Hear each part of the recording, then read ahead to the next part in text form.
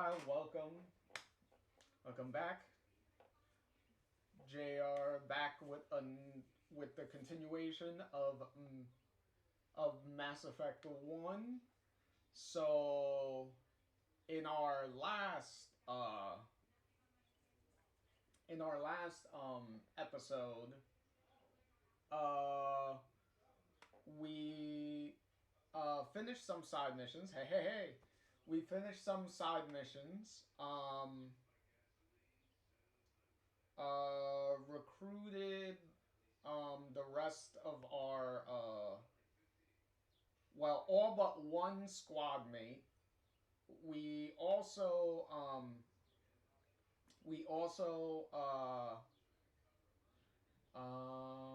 finished, well, not well besides finishing some side quests that we could do, we also started some side quests that we can't do in the Citadel. We can start them in the Citadel, but we have to go to other planets and stuff to finish them. So now we're actually able to do that.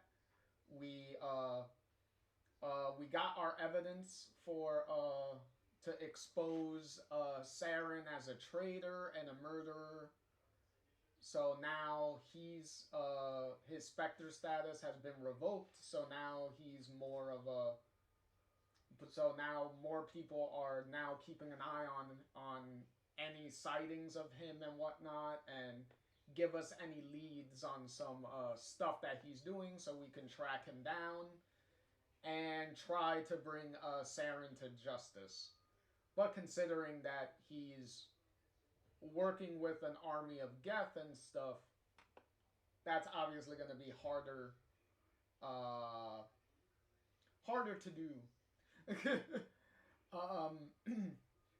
And we and Shepard ourselves got promoted to Spectre, I guess, as a way of replacing Saren now, since he got his credentials rejected and now is wanted across the galaxy. We pretty much took his job now. so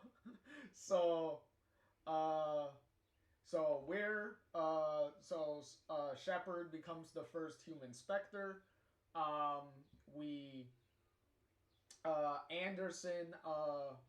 Captain Anderson steps aside to give us command of the Normandy now. So now the Normandy is now our ship. Which kind of makes sense because it's established. It's established at the beginning of the game that we were already a second officer of the Normandy under Captain Anderson anyway, so there's already a pre-established backstory between the two. So obviously, if Anderson was going to step aside for anyone, it was going to be, Shepard anyway, given the pre-established backstory that they have with each other. So that makes sense. Also, sadly, that also deprives us of a lot of the legendary Keith David now, since since Captain Anderson is not involved. You'll still hear from him from time to time throughout the rest of the game, but now a majority of all of his stuff is pretty much done at this point. So unless you're coming back to the Citadel throughout the story, you'll still have some little interactions with him, but he's not going to be a major player in the rest of the story for a while. So hopefully everyone enjoyed Keith David's contributions to the game so far. We'll be checking in on him later. But anyway, so where we left off with, let's see, as we start this up.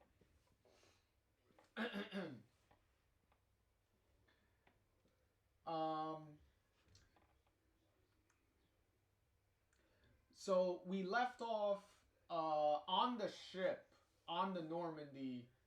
Uh,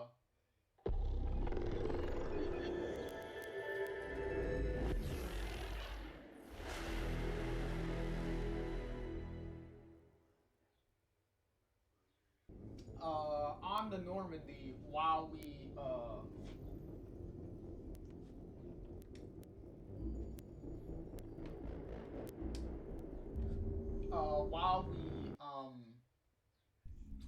talk to the rest of the crew and everything. So hold on. I don't know why it's so fuzzy.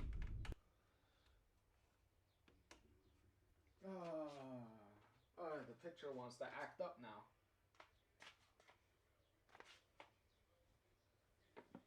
Come on. Ow.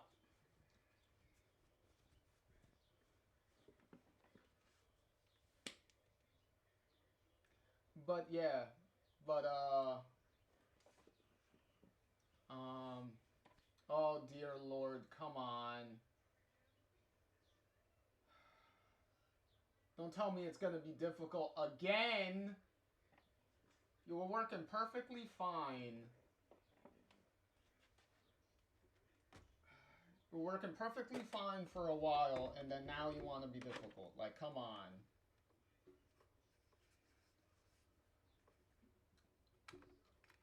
Like, I was already testing and doing stuff. Like, come on.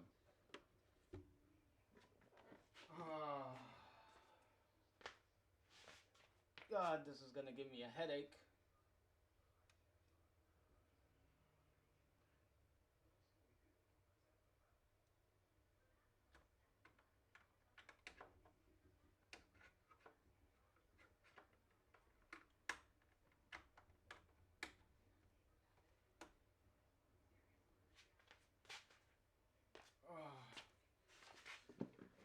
Oh, now I gotta hit the on-off switch with this bullshit now. Come on. Where's the thing at? Oh, here it is.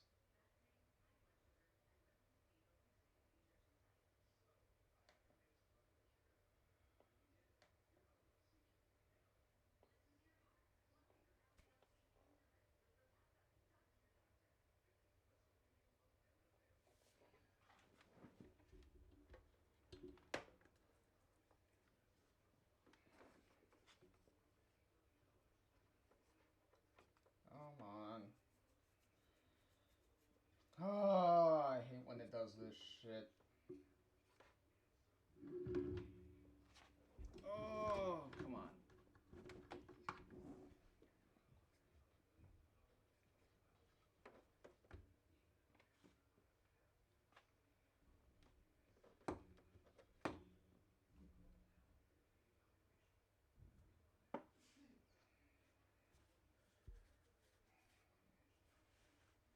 I try to fix the fuzzy screen, and then now the thing wants to be difficult. Like, come on.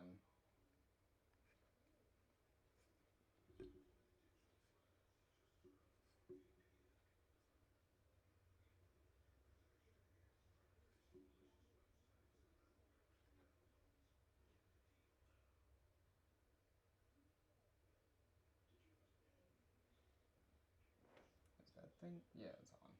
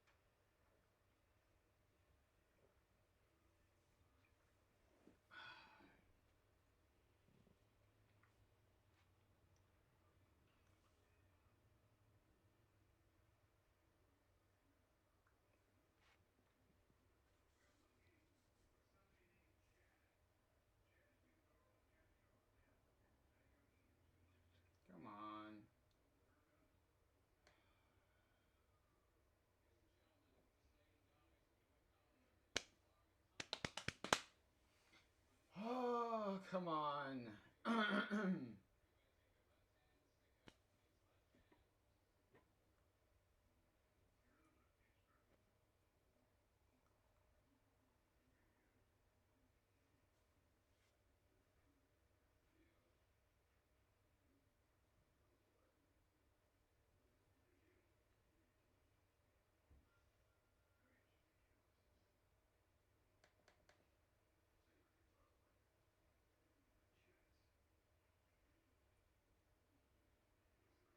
we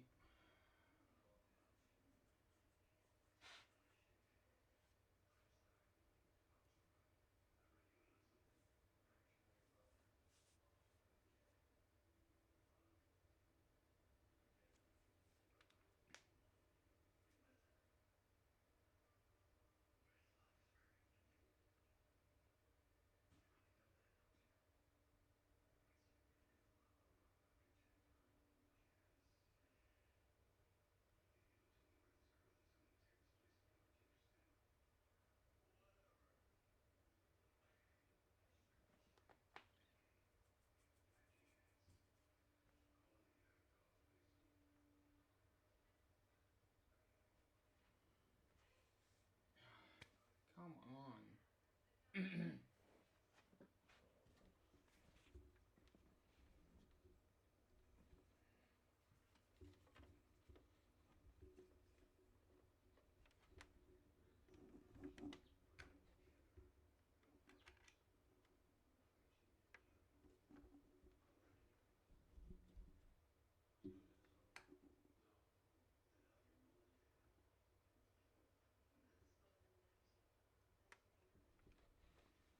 Finally?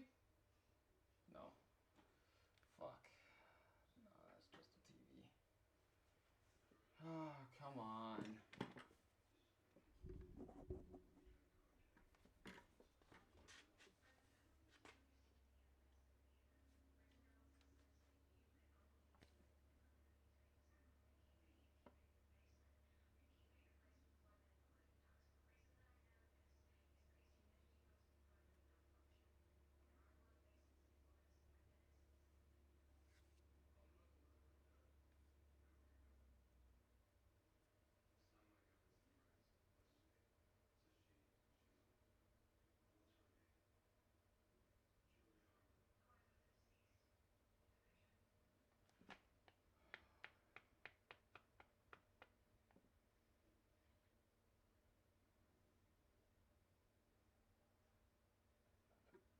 Ooh, excuse me.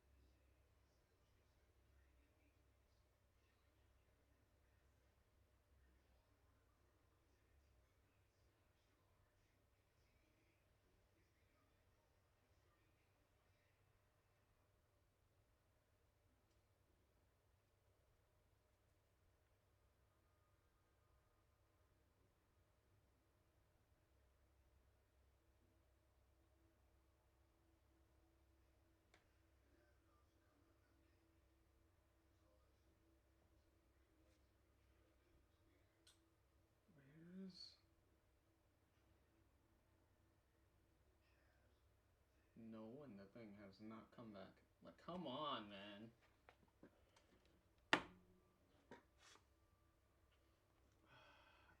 I hate this so much.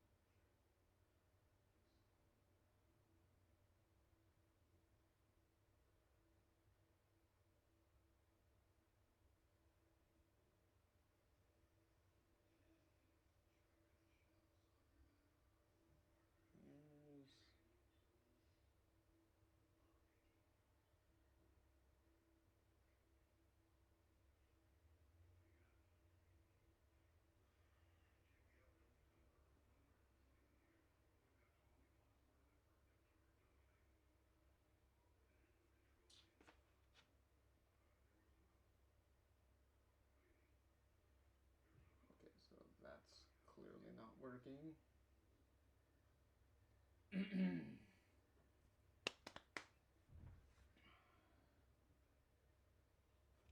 We, like...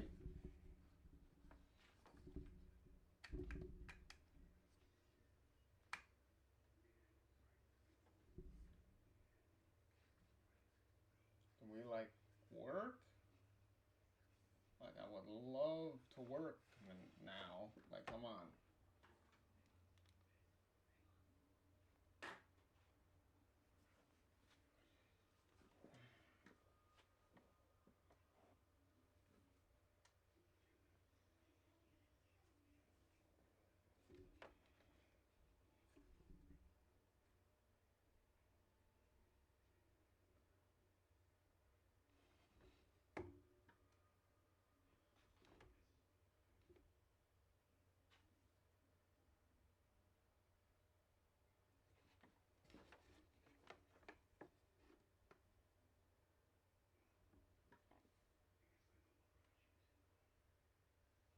Just, nope, that's not what I want.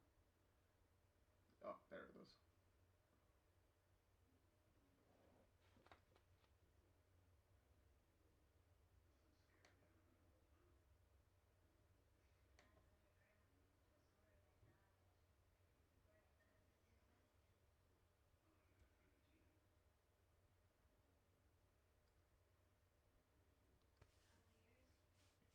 Because the capture card is on. I just don't... it just keeps... It just keeps blinking like it's buffering. And it's like, guys, you were working before. I was trying to fix the picture before, and it was working fine. And then now, it wants to be difficult.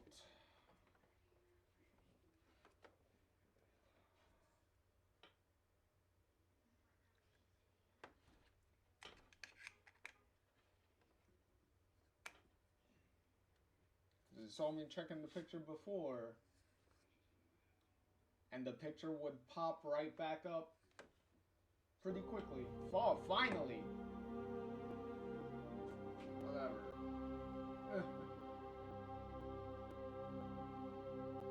Picture's not entirely how I want it, but... Uh-oh.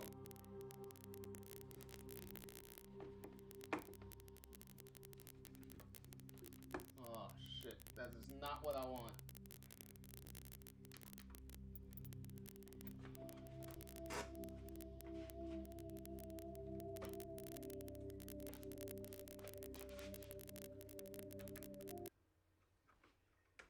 Yeah, that's coming from the fucking system.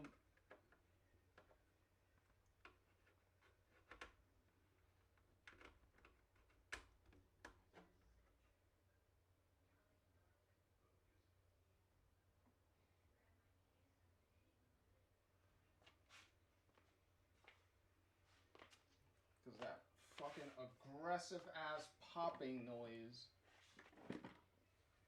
Like, I don't... Like, that popping noise is atrocious.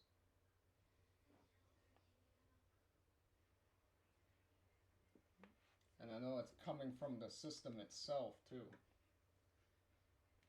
So... Because as soon as I took the thing off,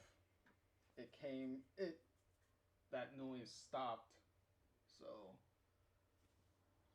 And it wasn't there before, so clearly something's happening.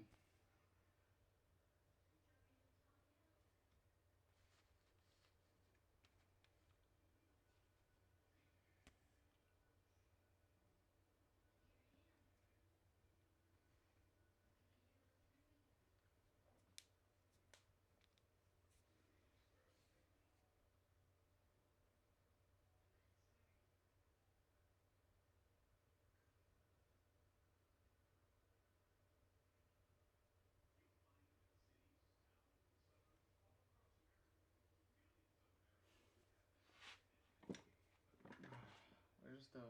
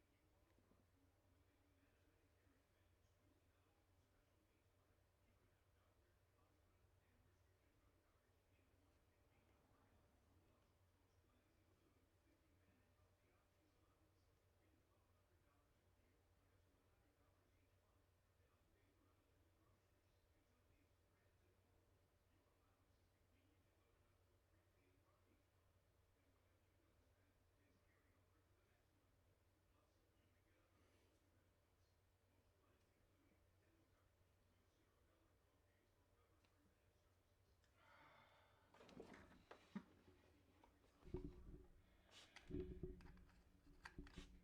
come on.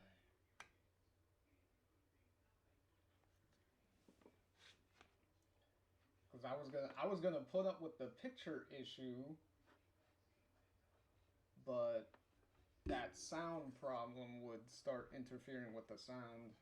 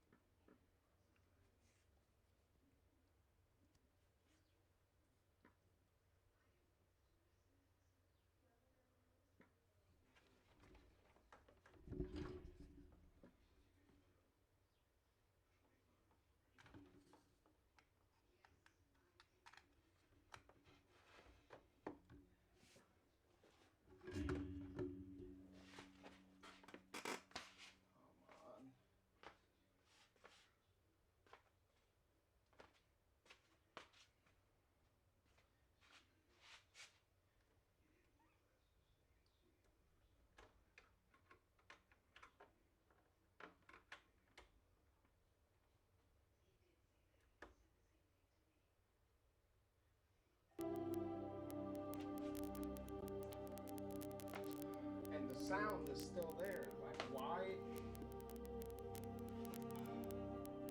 is that noise happening? That fucking popping noise.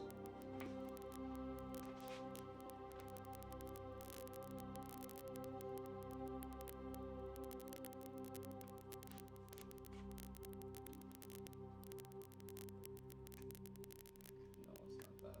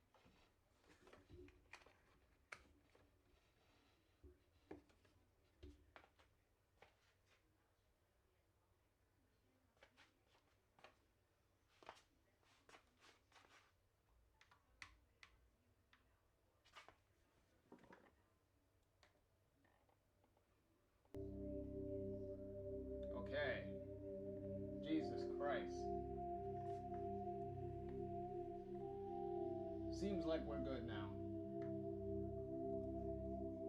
So let me let me go before it decides to have another fucking panic attack. All right.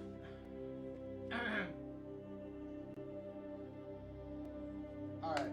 So we're going to get our first squad mate. Well, our last squad mate. We're gonna get our last squad mate, and then we should be good. We're about to shoot, right? Ooh, my Paragon is pretty good so far.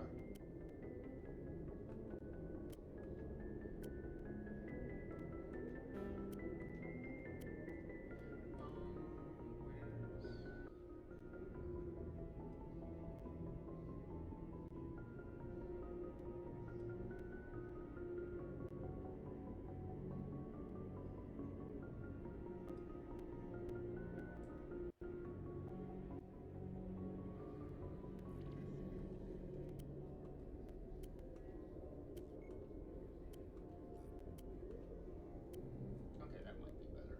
Alright.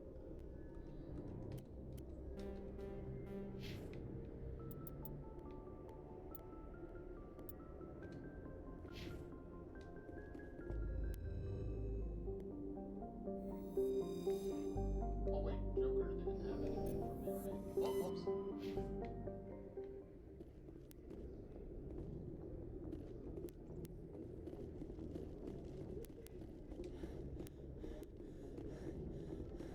Joker, you had nothing for me, right? Because, Commander, something you need? okay, no. Everything's the same, right? I like to know my crew. You want top of my class in flight school? I everything's the same. earned that. Alright. All those. That's from last Put the time. Normandy Okay, in cool. my hands, and I'm. See ya.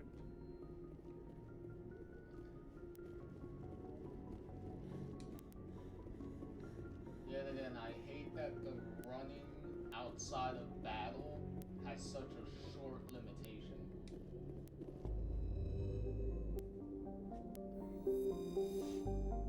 Okay.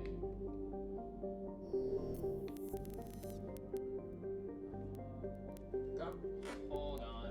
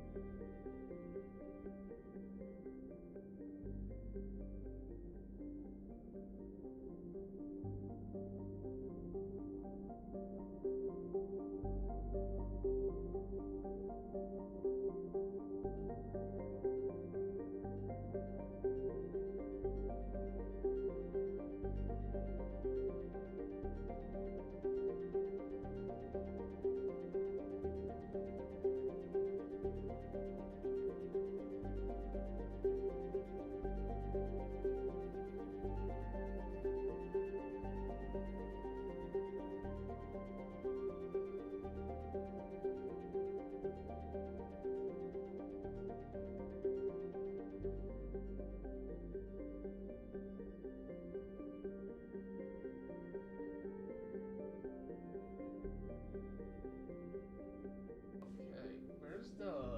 Let's see. Okay, so this is there. Zoom out. Shouldn't be anything here. Zoom out. Okay, so... Oh! Here we go. Okay, so all the areas that have like the names that are popping up, those are always like the big story, like the main like story missions and like main like hub planets. Except for this one, this asteroid, this is the DLC mission. But we'll wait to do this DLC mission until we're about to hit the point of no return in the main story. We're not gonna do it now. Because also, to get some of the better results out of that mission, you do need your either Paragon or Renegade status needs to be pretty high anyway. So since this is pretty much the beginning of the game, it's not going to be that high, so we won't really get the best results even if we did it now. So we'll wait until later in the late game to do that.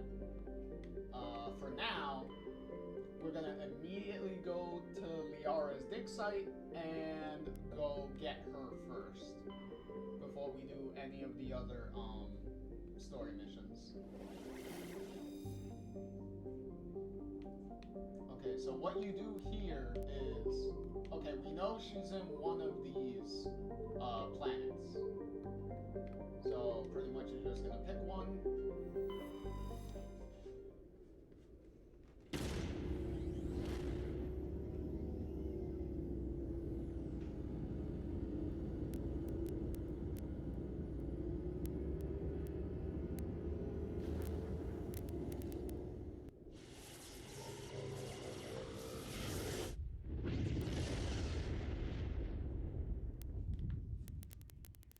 Commander, urgent message from Alliance Command coming in. I'll patch it through. Shepard, this is Admiral Hackett from Alliance Command. We've got a situation here, and you're the only one that can handle it. What do you need, Admiral? There's an Alliance training ground where we test weapons and technology in live fire simulations. One of the VIs we use to simulate enemy tactics in the drills is no longer responding to our override commands. It's gone rogue. Are you telling me this computer is thinking on its own? We're not stupid, Shepard. This is a virtual intelligence, not a true AI. It's not self-aware, and it can't access any external systems. We didn't do anything illegal here. Virtual intelligence support is critical to our military success. VIs process thousands of status reports and react in nanoseconds. No human can do that. We need you to fight your way through the training ground of the VI core and manually disable it. Can't you disable it remotely? Our fail-safes aren't responding. The VI operates on a closed network.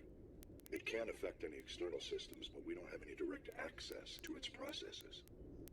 We could bomb it from orbit, but the damage to the facility would be catastrophic. We'd prefer to have someone shut down the core. Someone like you. I know Spectres answer the Council, but you're still human. You're still part of the Alliance military, and right now we need you.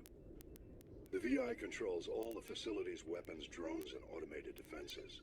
You're the only one that can pull this off, Shepard. Good luck.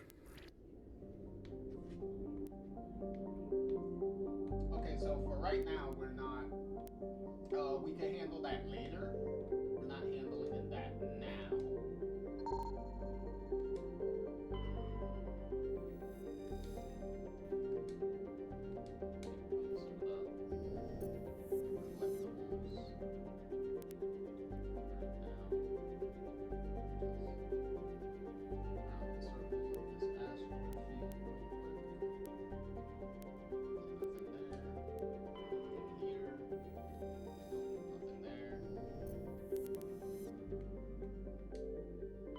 Commander, I'm picking up a signal from the planet's surface. It looks like an automated distress beacon.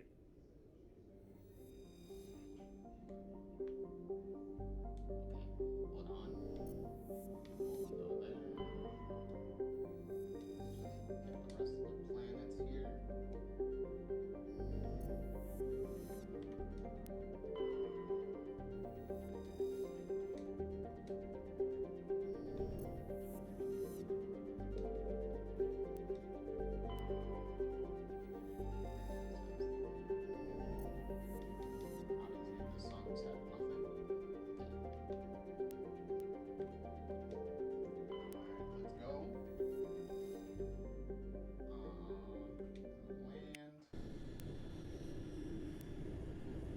Of colors.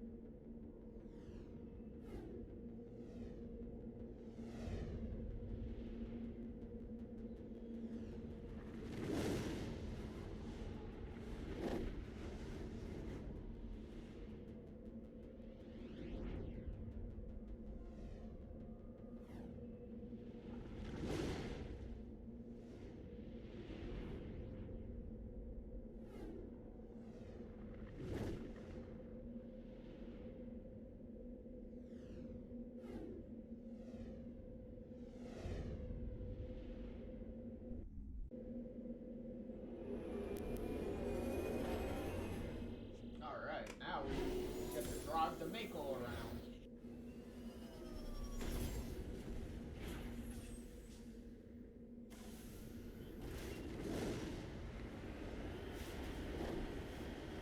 Thankfully, they made this thing actually faster.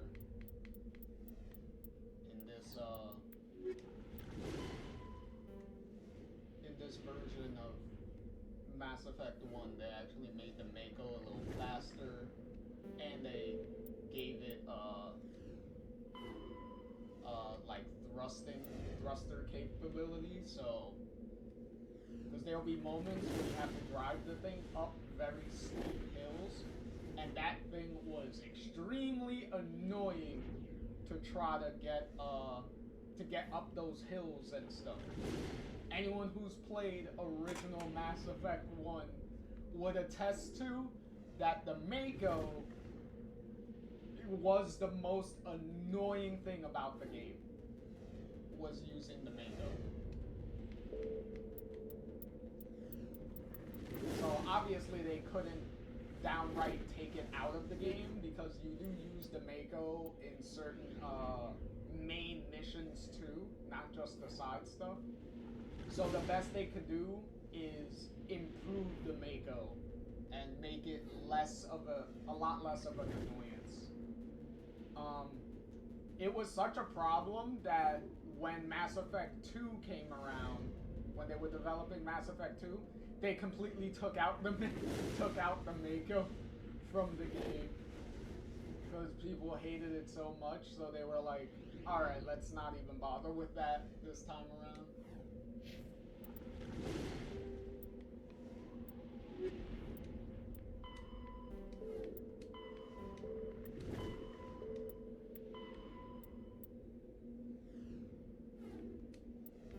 Oh, okay. I thought so. This wasn't the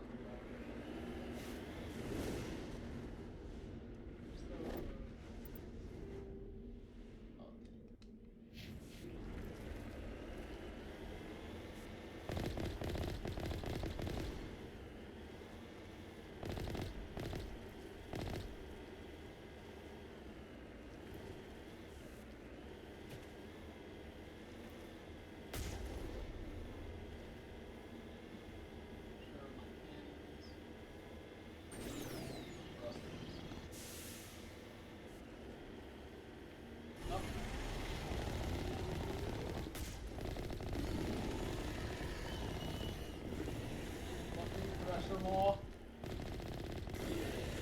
Oh. Oh no, yeah. Oh, coming towards me.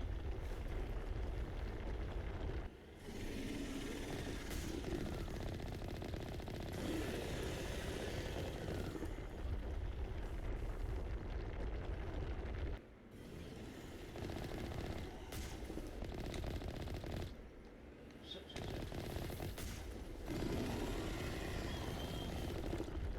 Shit, shit, shit, shit. Oh. I thought he was gonna come up right under me.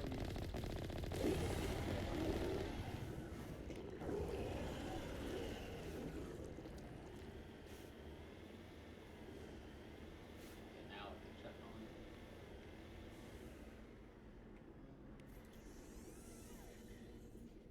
Go repair. Real quick.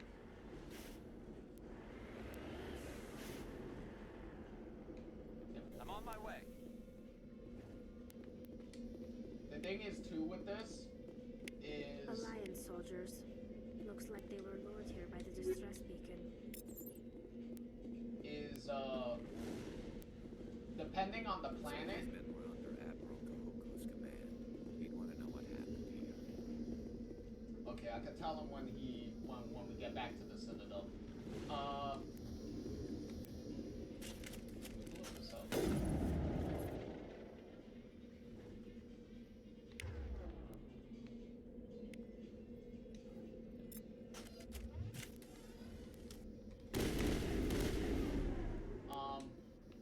Is when you're walking around on the planet's surface, depending on the planet, you'll actually have like hazards, so you can't freely walk around. After the Thresher moths are subterranean carnivores that spend their entire lives eating for too or searching long, for something to because eat. you'll actually start Threshers killing reproduce yourselves, via like it'll spores that drain can your lie health. dormant for millennia, yet are So, robust enough to so you have to be very careful. Alright, so we got that out of the way. Is there a way to quickly get to... No. Okay, that's how to I guess I have to go to the map the hard way. So...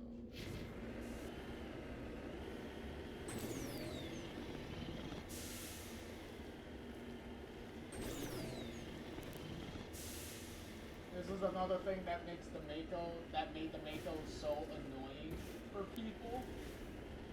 Is you see how ridiculously bouncy this thing is?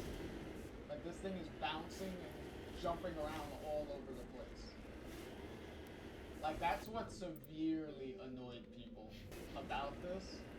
Is yeah, this is supposed to be like a tank type of thing, but this thing moves around like a fucking bouncy castle.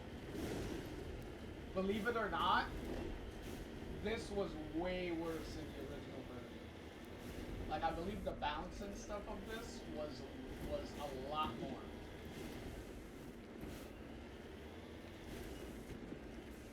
So they actually gave,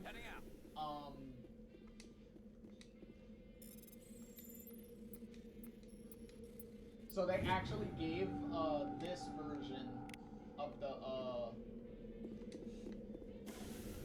in this version, they gave the Mako a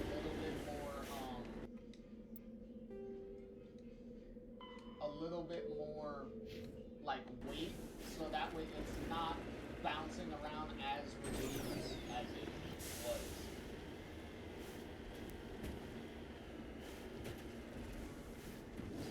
Nope, it's not one. Right here, there we go.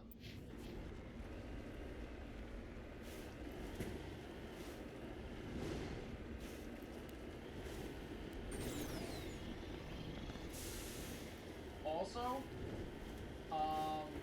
if you see the size of this map, right? This map, every planet that every side planet that's not a like a main story, a real main story planet, is pretty much this big. Like, they're all this big. So you don't have to worry about, like, having to drive the Mako for, like, big, ridiculous amounts. It's like, no, they pretty much give you, like, a literal small little sandbox to just drive the Mako around. So it's not,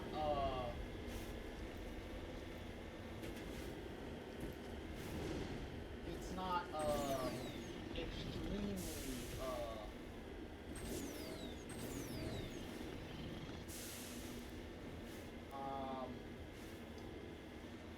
like a lot of terrain to cover.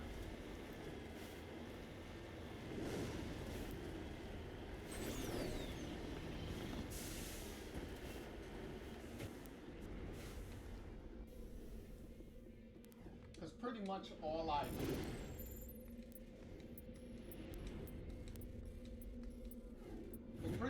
I do is just do this. I just like you see these because you see the points on the map, right? So usually when you come in, there's usually some stuff marked on the map. So unless there's an actual like story mission here, there's really no point in trying to like really drive around all the planets here. So you pretty much just like once you're done seeing everything in here, you just go right back to the Normandy and just call it a day. So you don't have to stay there for so long.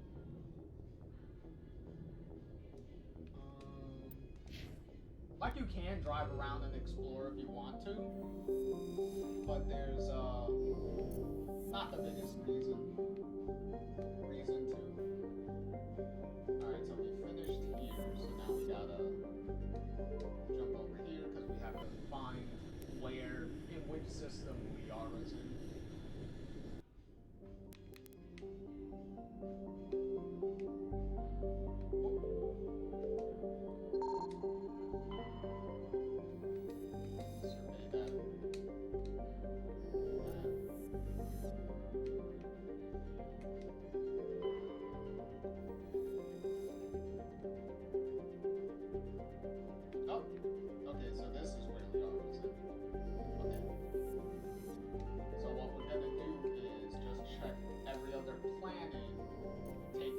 Everything that we can take care of in the other planets, and then we'll just jump back over here and just grab her.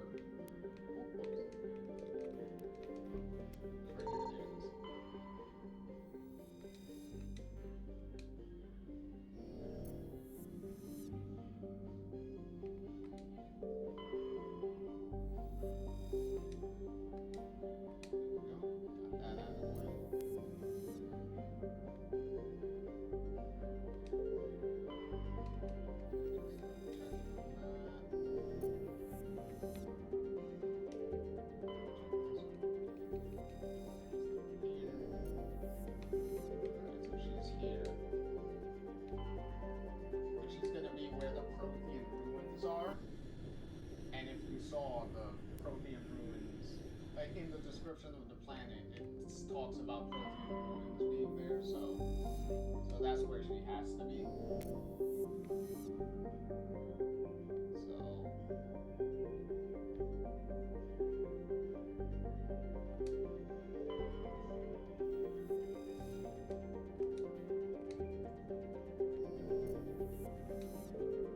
Also, just so you know, the missions.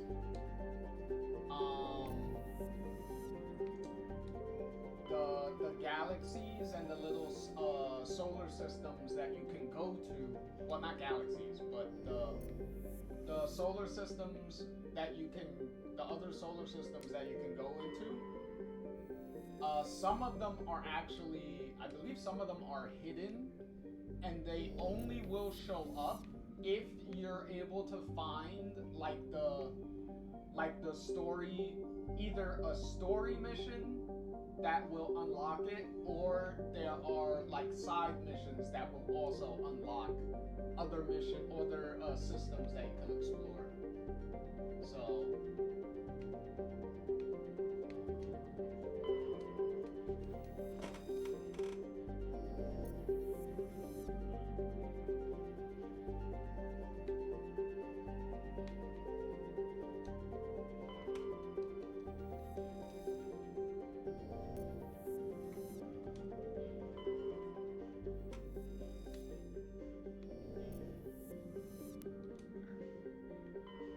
and last but not least is over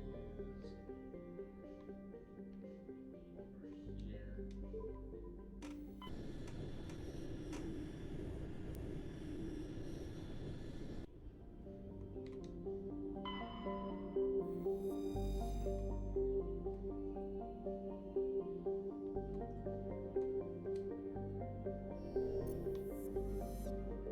Here in a minute. Another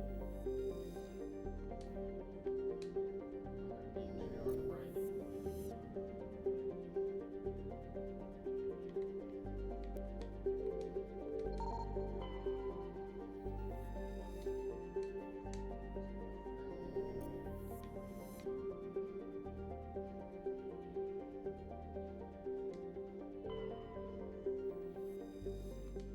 Another gas deposit.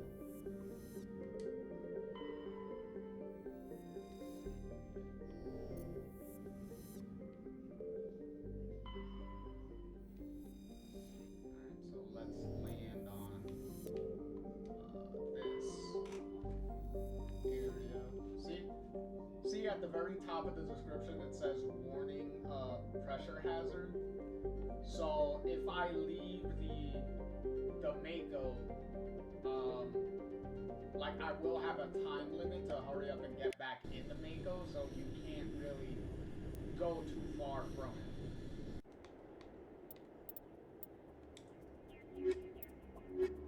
Yeah, anytime you're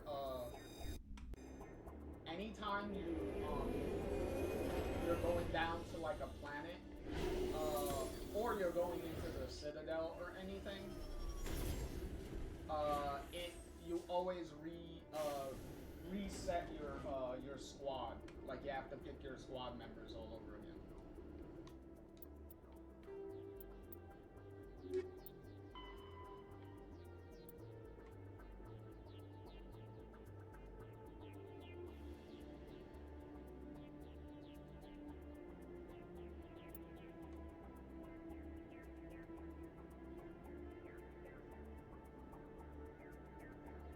Do some more backstory on the Solarians and the Turians.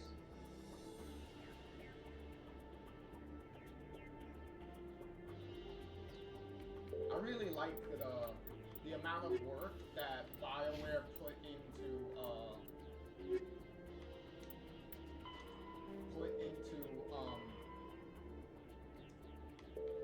all the journal entries and stuff for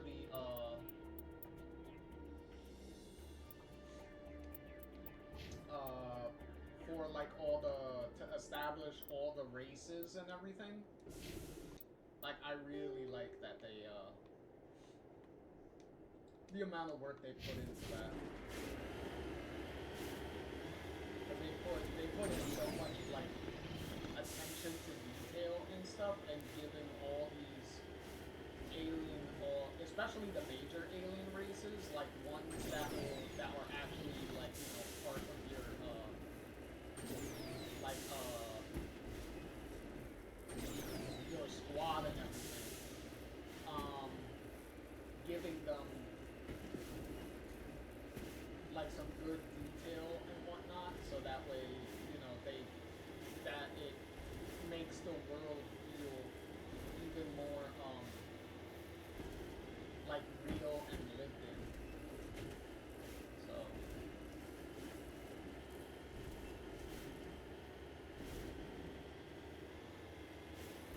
no pressure on here, right?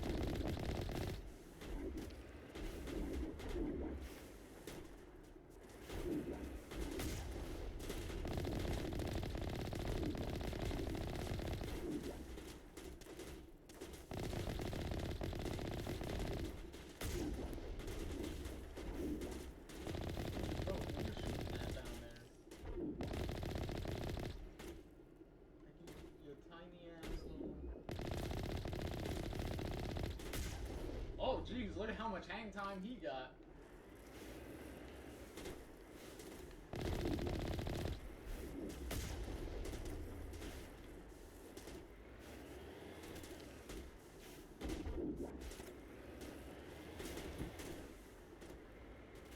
Guys, unless you're packing more serious heat, you're not even going to be able to get through my shields.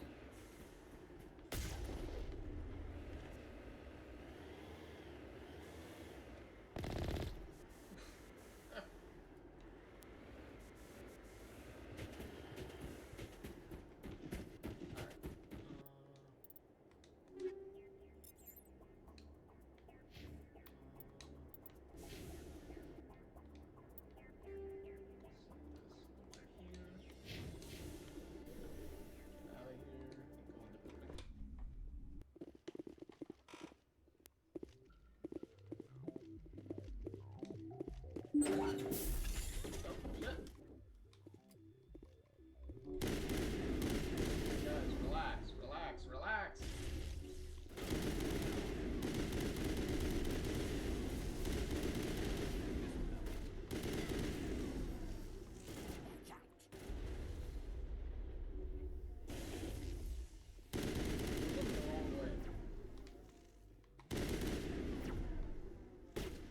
Oh, thank you. You had my back.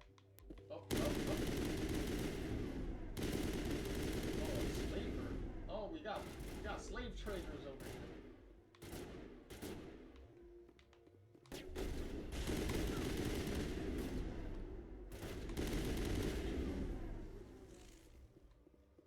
Okay, I think there's a straggler upstairs.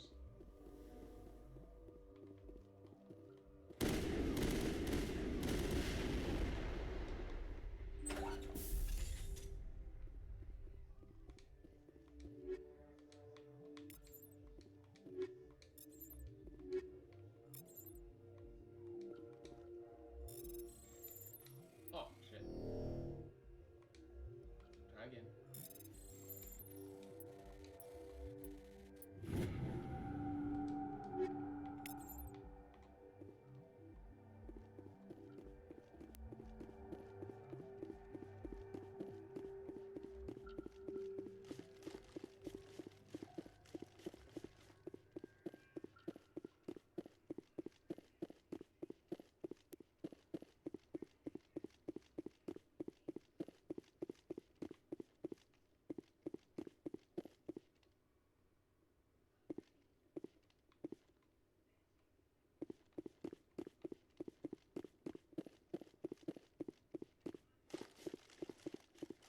Someone in here?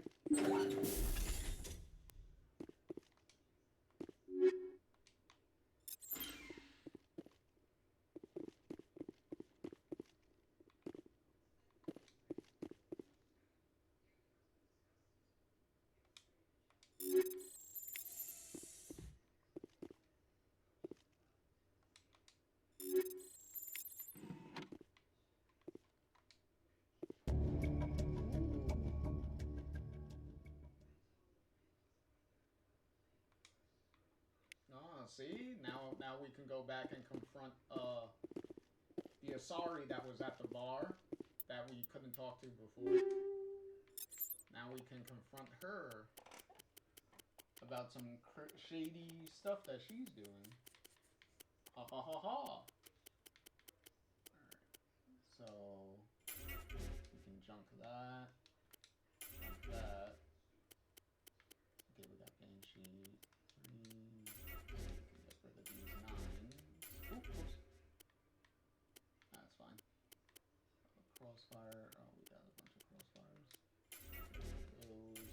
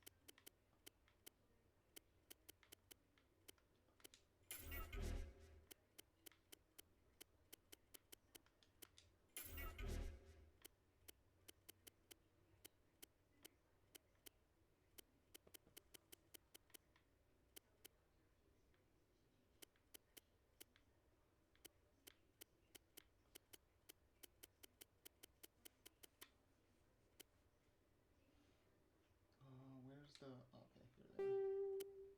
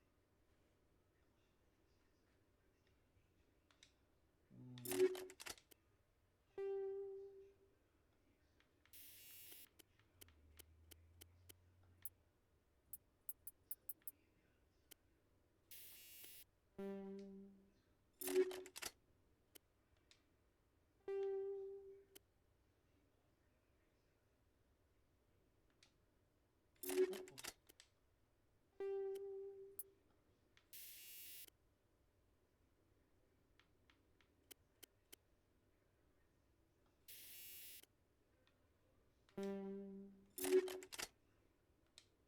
Oh, here we go. That and that. Cryo explosive.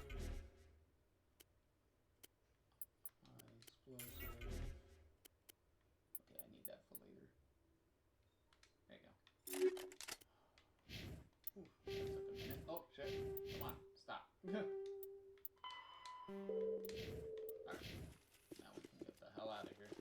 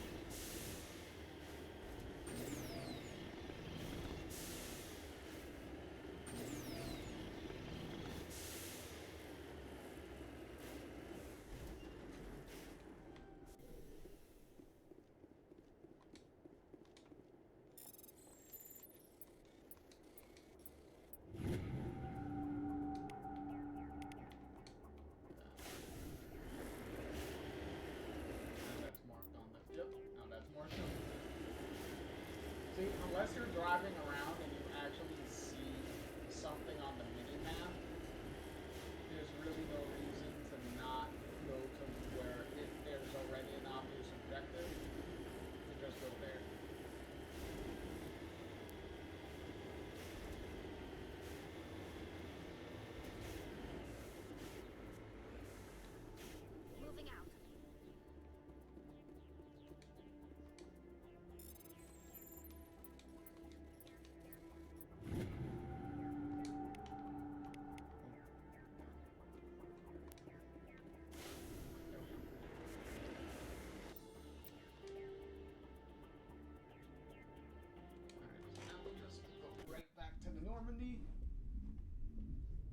do appreciate that you could just go back to the Normandy at any point while you're driving around.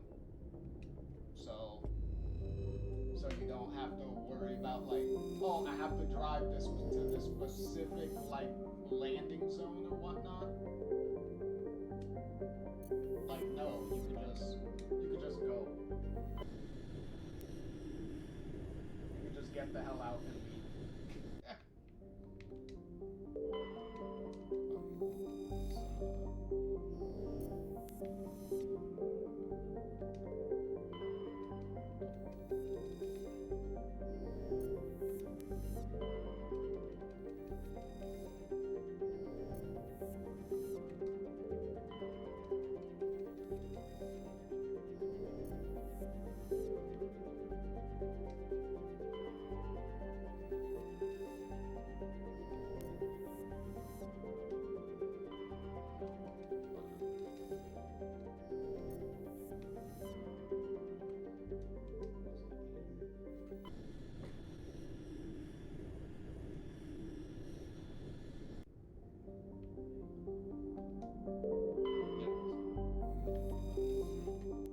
Because usually the main planets, like planets that are a lot more unique in how they are, or places I should say that are a lot more unique in how they are that you can land on, usually always have a picture on them. Has like a picture like this. Like if it doesn't, then obviously you're most likely not going to land on it.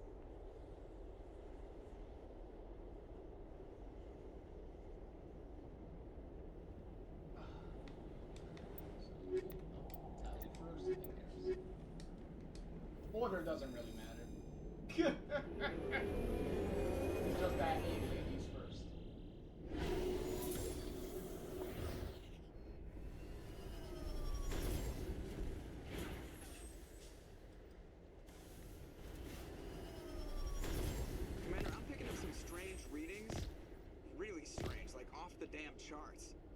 It looks like it's coming from an underground complex a few clicks away from the drop zone.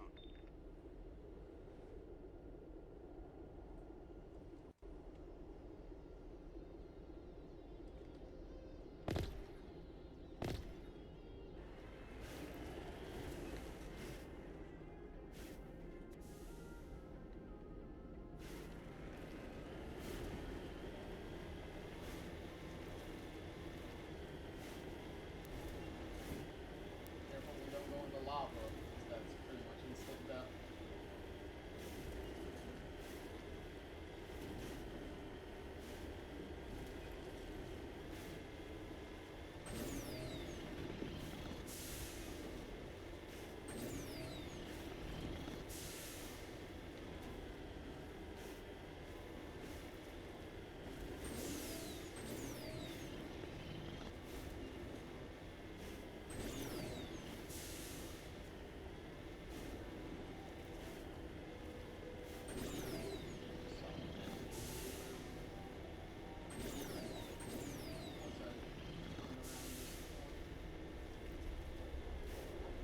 You can see them all on the mini-map down there, like all those red dots and everything.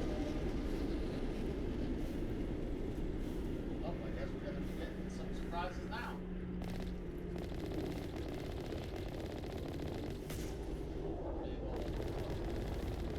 Yeah.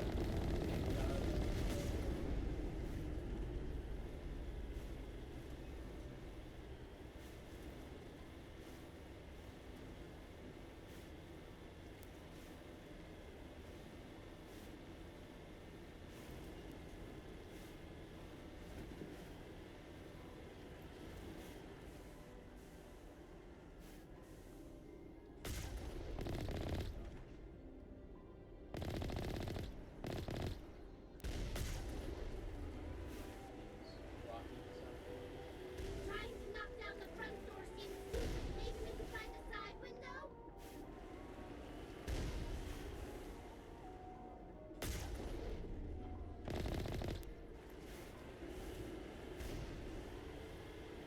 Go around the side. Oh, shit.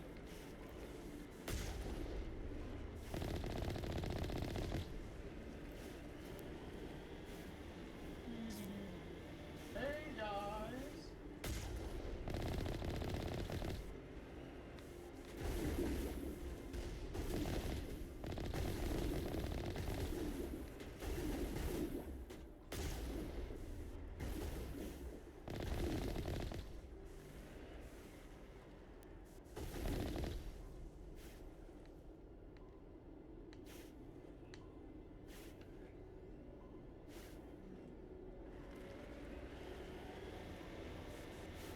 Whoa, whoa, whoa, whoa.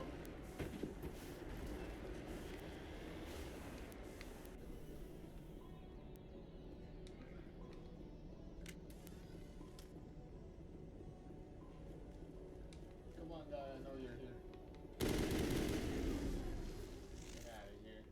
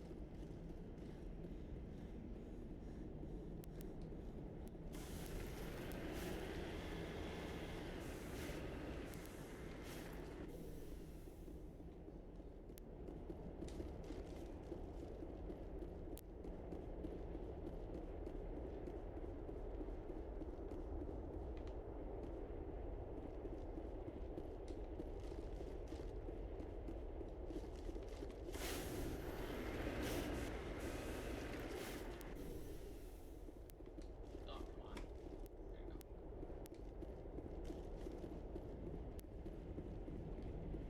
There you go. Bro, those shields do nothing for you. It just prolongs your death.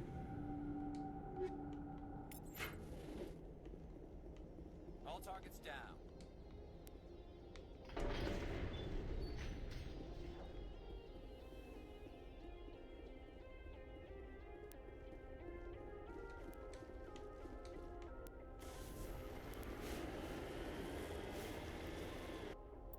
actually get an idea of how long this is from this.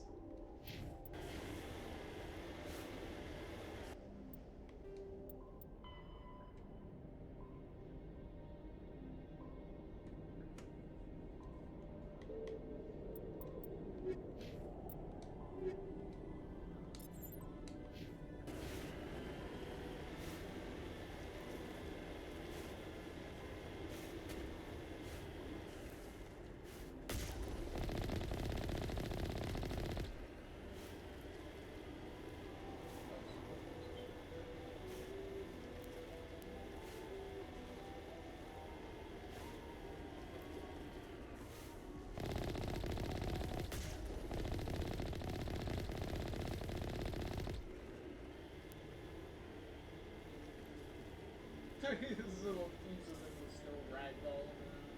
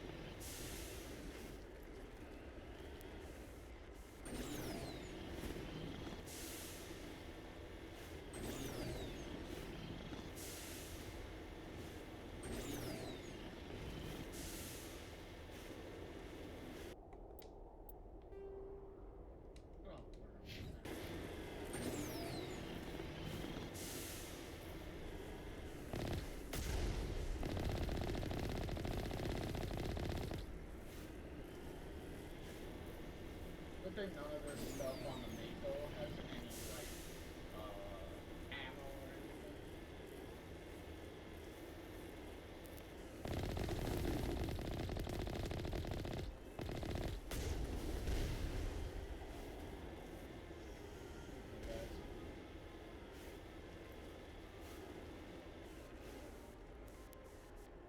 Alright, time to get out. The Mako does not fit through here.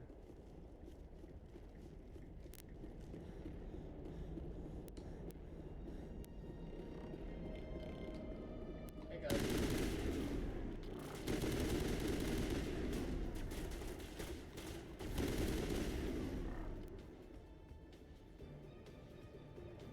Negative contacts, Commander. Well, not anymore. They're dead.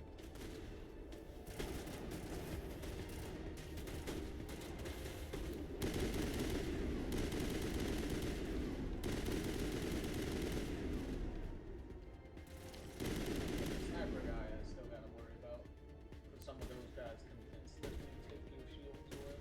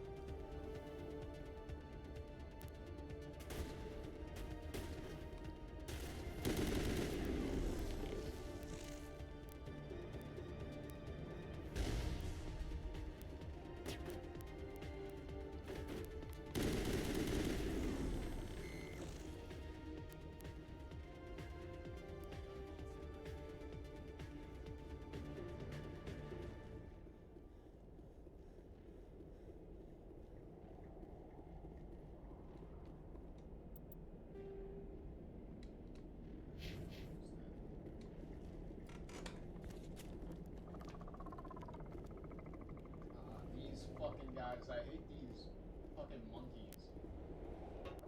They be... See, you see them? They jump around like crazy.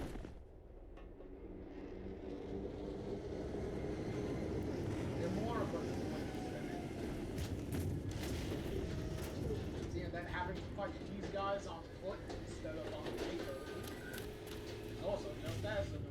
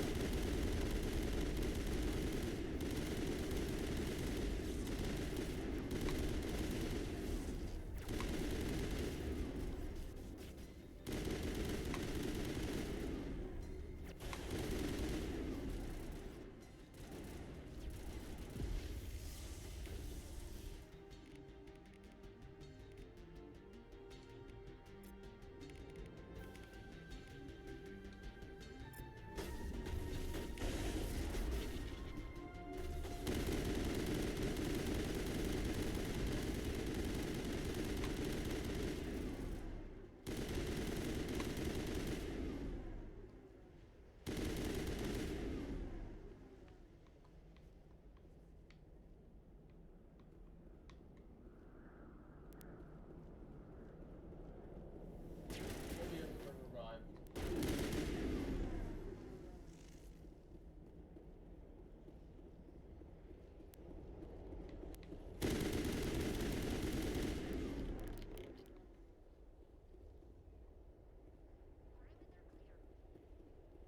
Yep, see?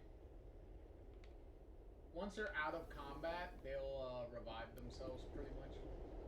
And their health and everything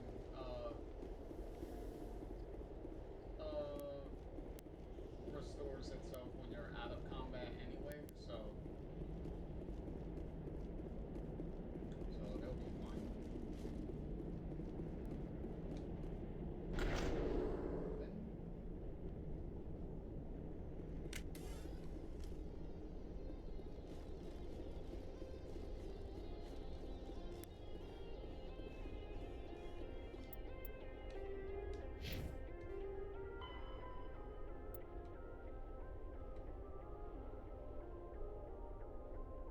Hoppers. They're fucking monkeys, that's what they are.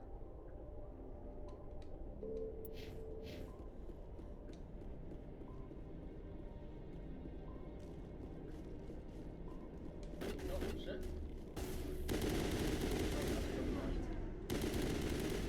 Oh, scared me like that.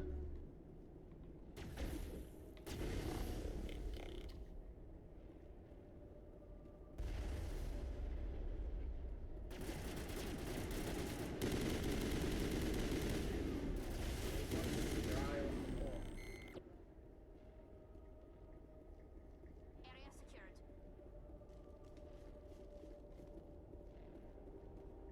It looks like this cavern was behind the ruin after it was built.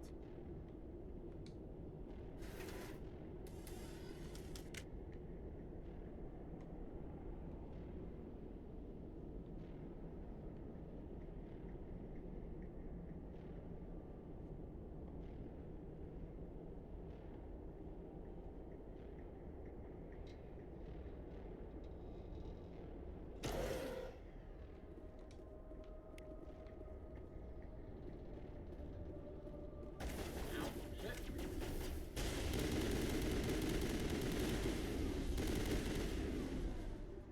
I wonder what they are is looking for in here. Most Prothean ruins have nothing more than dead instrumentation.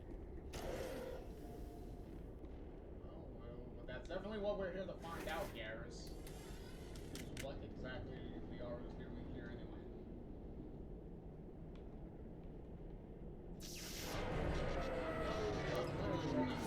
Now?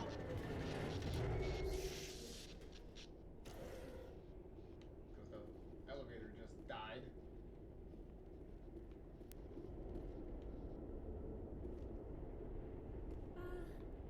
Hello? Could somebody help me? Please? Well, hello! Can you hear me out there? I'm trapped. I need help. Are you okay? What happened to you? Listen, This thing I'm in is a Prothean security device. I cannot move, so I need you to get me out of it, all right? Your mother is working with Saren. Whose side are you on? What? I am not on anybody's side. I may be Benezia's daughter, but I'm nothing like her. I have not spoken to her in years. Please, just get me out of here. How did you end up in there? I was exploring the ruins when the Geth showed up, so I hid in here. Can you believe that? Geth beyond the veil! I activated the tower's defenses. I knew the barrier curtains would keep them out. When I turned it on, I must have hit something I wasn't supposed to. I was trapped in here. You must get me out, please! We'll find some way to help you. There is a control in here that should deactivate this thing. You'll have to find some way past the barrier curtain. That's the tricky part. The defenses cannot be shut off from the outside. I don't know how you'll get in here. Be careful. There is a Krogan with the Geth. They have been trying different ways to get past the barrier. Krogan. Also, a little tidbit for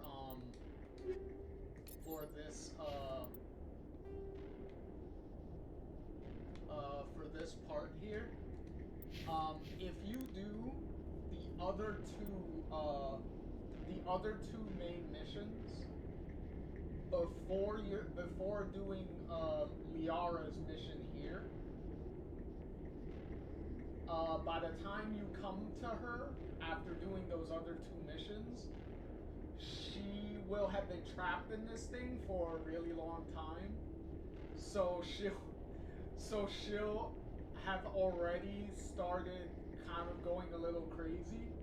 So your conversation with her will be a lot more kind of funny in a messed up way, because she immediately thinks you guys are a figment of her imagination and that you guys are not real. So even though you're trying to convince her, like, no, we're real, she still thinks you're not real. And she's like, okay, since you guys are a figment of my imagination, I'll play along with you anyway. And the only way she snaps out of it is when you get to the setting her free part. Then she's like, oh shit, you were real the whole time? So, which is kind of funny. But if you do that, then you miss some unique interactions and stuff that you could have with her if you get her first and then do the rest of the main stuff afterwards. You'll have the opportunity to do some unique things with her involvement. So it's a lot better to get her out of the way now. But it's funny that BioWare thought of, like, hey, since you could do these in any order, let's do something special for her. If people, for whatever reason, save her for last, let's do something funny for them. So.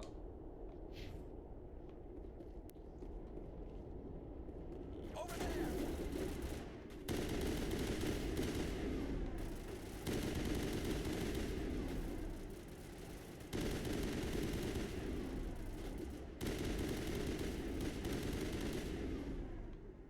But since Perimeter secure. But since you're kind of sacrificing a bunch of stuff just to get that special interaction anyway, it's not really worth doing Perimeter secure.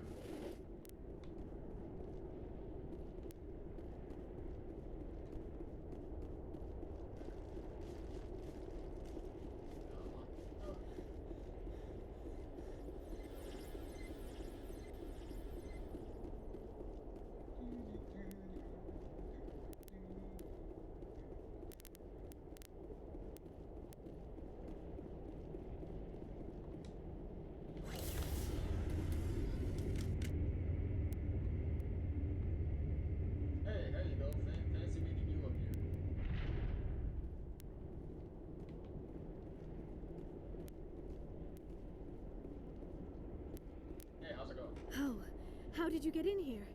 I didn't think there was any way past the barrier. Hey, that's not important. We have to get you out of here before more Geth arrive. Yes, you're right. I've seen enough of them to last a lifetime. That button should shut down my containment field. Beep boop boop. Beep boop boop. There you go.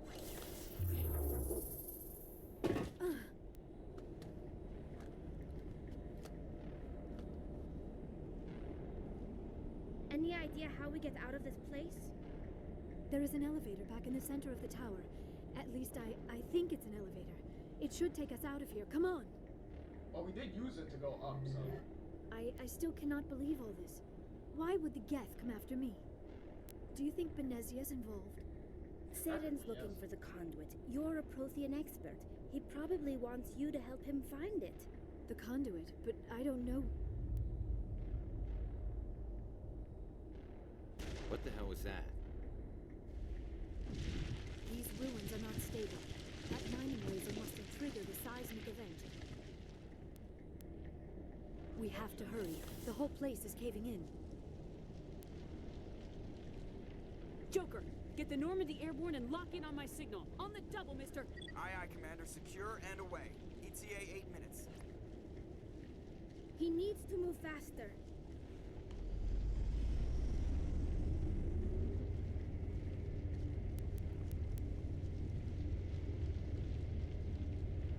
Nice little elevator ride.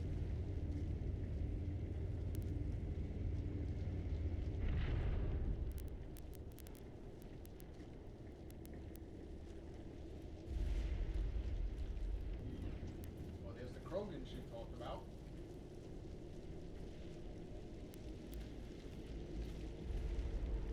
Surrender. Or don't. That would be more fun. In case you didn't notice, this place is falling apart. Exhilarating, isn't it? Thanks for getting rid of those energy fields for us. Hand the doctor over. Whatever it is you want, you are not getting it from me. She'll stay with us, thanks. Not an option. Saren wants her, and he always gets what he wants. Kill her. Spare the Asari if you can. If not, doesn't matter.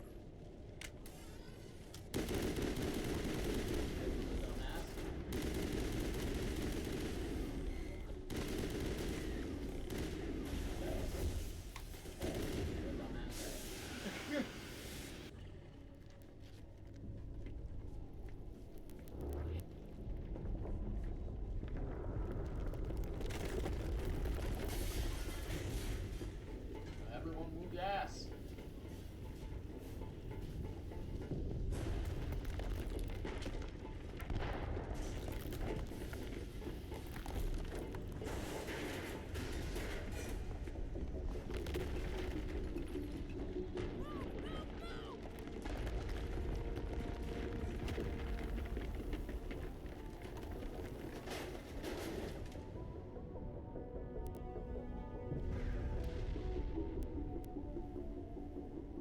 We're all good.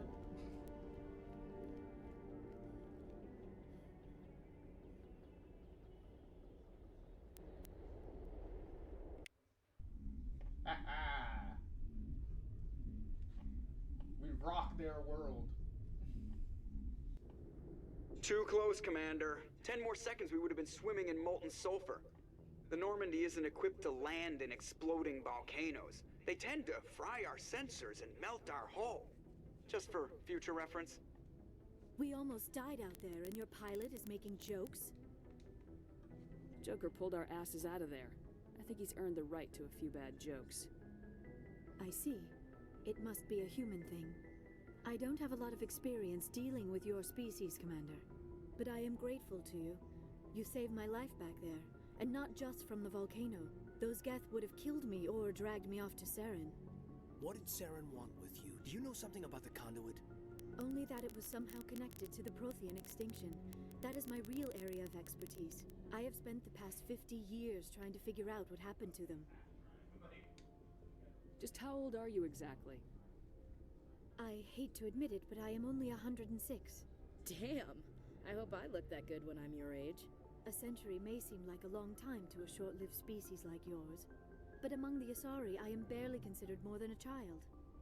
That is why my research has not received the attention it deserves. Because of my youth, other Asari scholars tend to dismiss my theories on what happened to the Protheans. Well, considering if you read the Asari background stuff, in the Codex notes, Asaris live for about pretty much like 1,000 years, maybe a little more. So on average, 1,000 years. So yeah, 200 is kind of like 2 to them. I've got my own theory on why the Protheans disappeared. With all due respect, Commander, I have heard every theory out there. The problem is finding evidence to support them. The Protheans left remarkably little behind. It is almost as if someone did not want the mystery solved. It is like someone came along after the Protheans were gone and cleansed the galaxy of clues. But here is the incredible part. According to my findings, the Protheans were not the first galactic civilization to mysteriously vanish. This cycle began long before them. Where'd you come up with this theory? I thought there wasn't any evidence. I have been working on this for 50 years. I have tracked down every scrap and shred of evidence. Eventually, subtle patterns start to emerge, patterns that hint at the truth. It is difficult to explain to someone else. I cannot point to one specific thing to prove my case. It is more a feeling derived from a half-century of dedicated research. But I know I'm right, and eventually I will be able to prove it. There were other civilizations before the Protheans. This cycle has repeated itself many times over.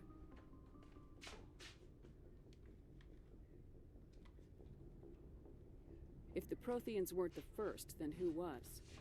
I don't know. There is barely any evidence on the Protheans, even less on those who came before them. I cannot prove my theory, but I know I am right.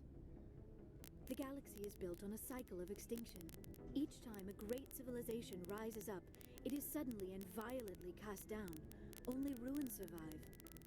The Protheans rose up from a single world until their empire spanned the entire galaxy. Yet even they climbed to the top on the remains of those who came before.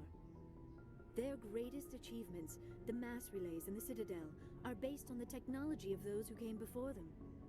And then, like all the other forgotten civilizations throughout galactic history, the Protheans disappeared. I have dedicated my life to figuring out why. Interesting. They were wiped out by a race of sentient machines, the Reapers. The Reapers? But I have never heard of. How do you know this? What evidence do you have? There was a damaged Prothean beacon on Eden Prime. It burned a vision into my brain. I'm still trying to sort out what it all means. Visions? Yes, that makes sense. The beacons were designed to transmit information directly into the mind of the user. Finding one that still works is extremely rare. No wonder the Geth attacked Eden Prime. The chance to acquire a working beacon, even a badly damaged one, is worth almost any risk. But the beacons were only programmed to interact with Prothean physiology. Whatever information you received would have been confused, unclear. I am amazed you were able to make sense of it at all. A lesser mind would have been utterly destroyed by the process. You must be remarkably strong-willed, Commander. This isn't helping us find Saren, or the conduit. Of course, you're right. I am sorry, my scientific curiosity got the better of me. Unfortunately, I do not have any information that could help you find the conduit, or Saren.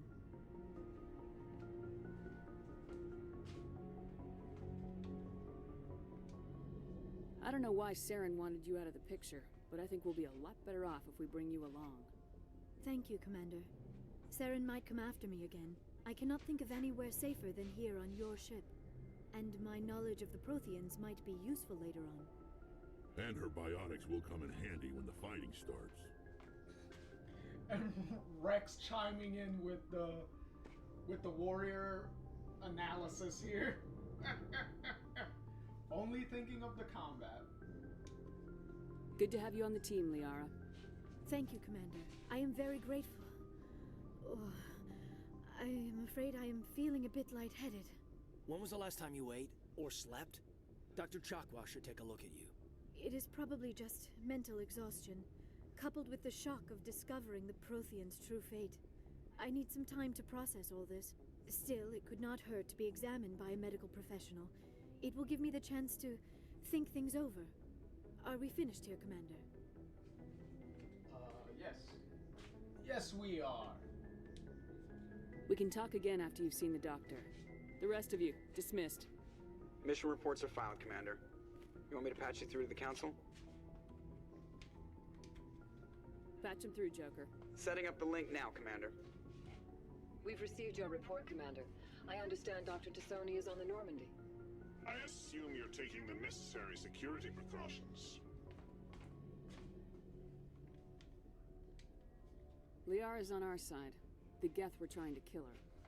Benezia would never allow Saren to kill her daughter. Maybe she doesn't know. Or maybe we don't know her. We never expected she could become a traitor. At least the mission was a success. Apart from the utter destruction of a major Prothean ruin. Was that really necessary, Shepard?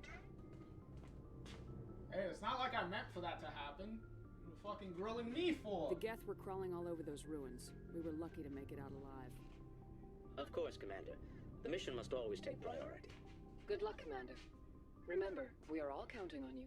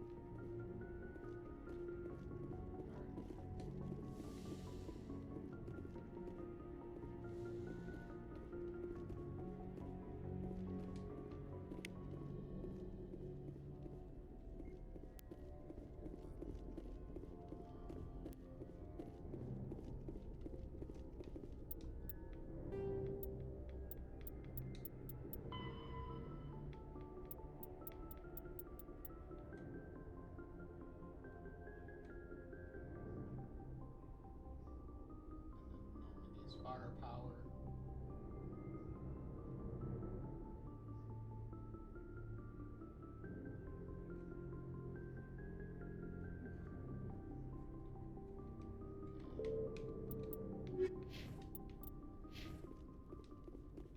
Yes, Commander? Okay, nothing new for you. Carry on, Presley. Yes, ma'am.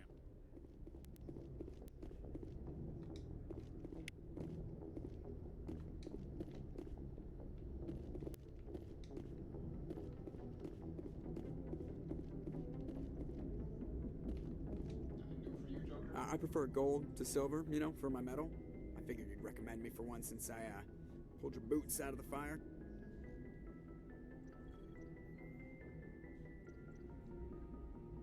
If we present you with a medal, you'll end up sitting on stage listening to politicians make speeches for a couple of hours.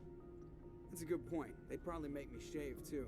I spent the last 7 weeks working on this baby. No medal's worth that. So, Commander, why don't you tell me why you're really here?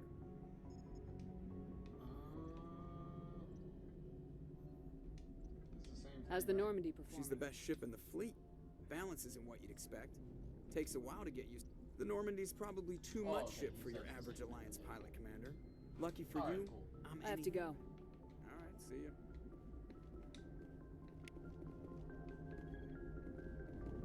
The funny part, he pretty much, I believe, has a comment after every one of the main missions, so you get like a quick little thing. Faster than ship mobility dominates space combat. The primary objective is to align the mass accelerator along the bow with the opposing vessel's broadside. Battles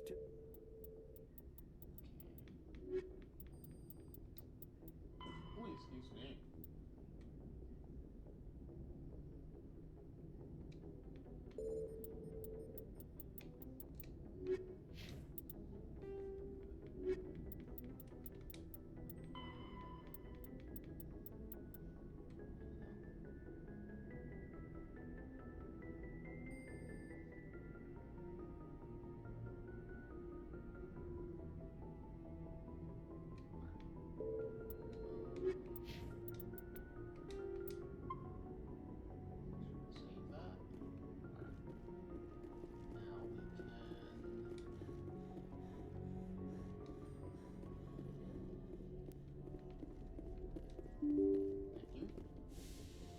nice if I.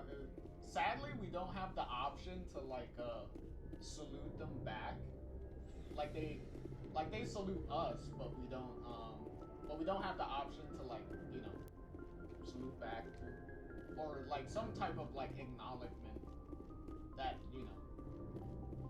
that they respect our authority. But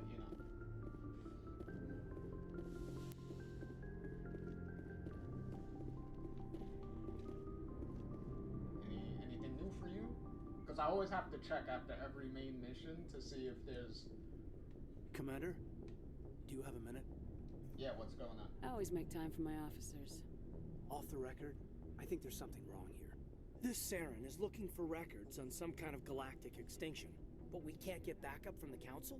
Sorry, Commander. There's writing on the wall here, but someone isn't reading it. The Council doesn't want to believe anything's wrong. I'd call it human nature, but... I hear you. It just seems like a group that's been around as long as the Council should see this coming. It's funny, we finally get out here, and the final frontier was already settled, and the residents don't even seem impressed by the view. Or the dangers. Well, well. You're a romantic. Did you sign on for the dream, Malenko? Secure a man's future in space? Yeah, I read a lot of those books when I was a kid, where the hero goes to space to prove himself worthy of a woman he loves, or, for justice. Maybe I was a romantic in the beginning, but I thought about it after brain camp. Biotic acclimation and temperance training. I'm not looking for the dream. I just want to do some good. See what's out here. Sorry if I got too informal.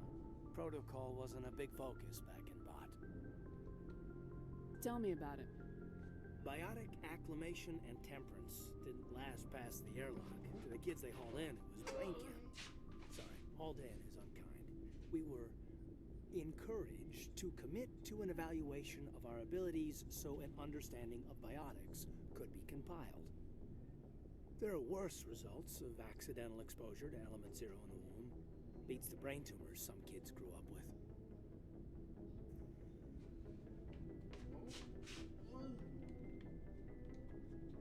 Is there some question about how you were exposed?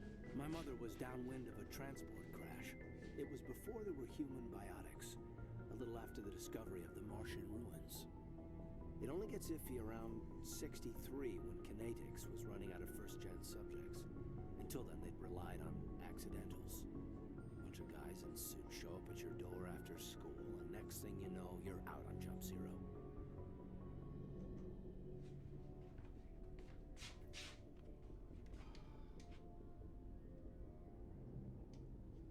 Jump Zero is Gagarin Station, right? What's it like? Yeah, that's the official name. Biggest and farthest facility we had for decades. Right on the termination shock, the outer edge of the solar system. It's where they did all the Goose Chase FTL research before we caught on to using MassEffect fields. It was a sterile research platform when I was there.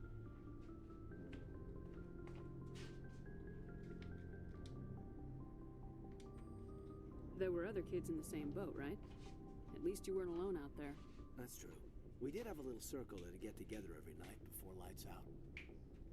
We didn't have much to do, though. It was a research platform then, and Kinetics kept Jump Zero off the extranet to prevent leaks.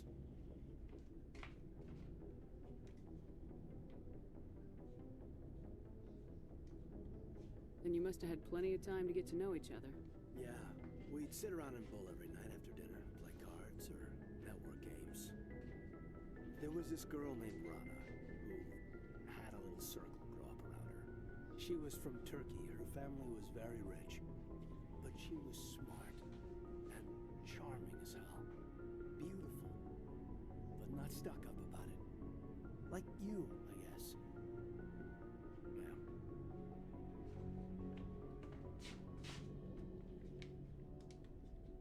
Sounds like she was special to you. She was. Maybe she felt the same.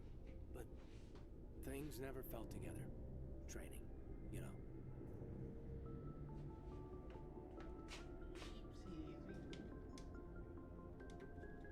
You know of any intentional exposures for certain? No one knows. Doesn't mean they didn't happen. As big as the exposures were, it was hard to track down accidentals. It was different then. No one knew the potential, so there wasn't a lot of regulation. Anything Kinetics did was gold. I'm not saying they intentionally detonated drives over our outposts, but in retrospect, they were damn quick on the scene.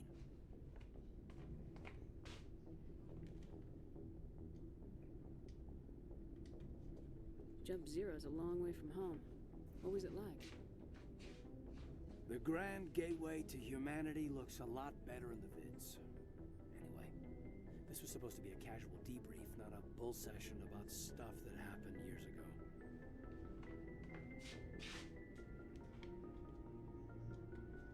I wanted to get to know you a little better, that's all. Thanks for the talk, Caden. Well, you're welcome, man. You, make a habit of getting this personal with everyone?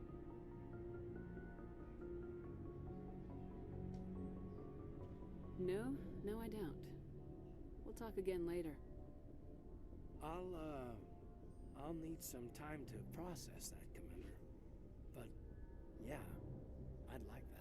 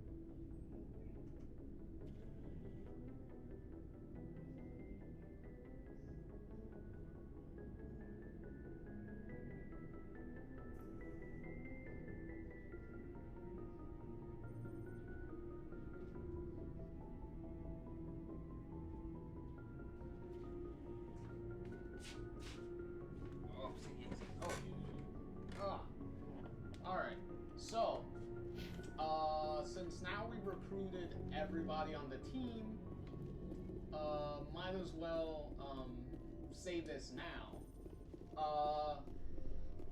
Since now we have the ability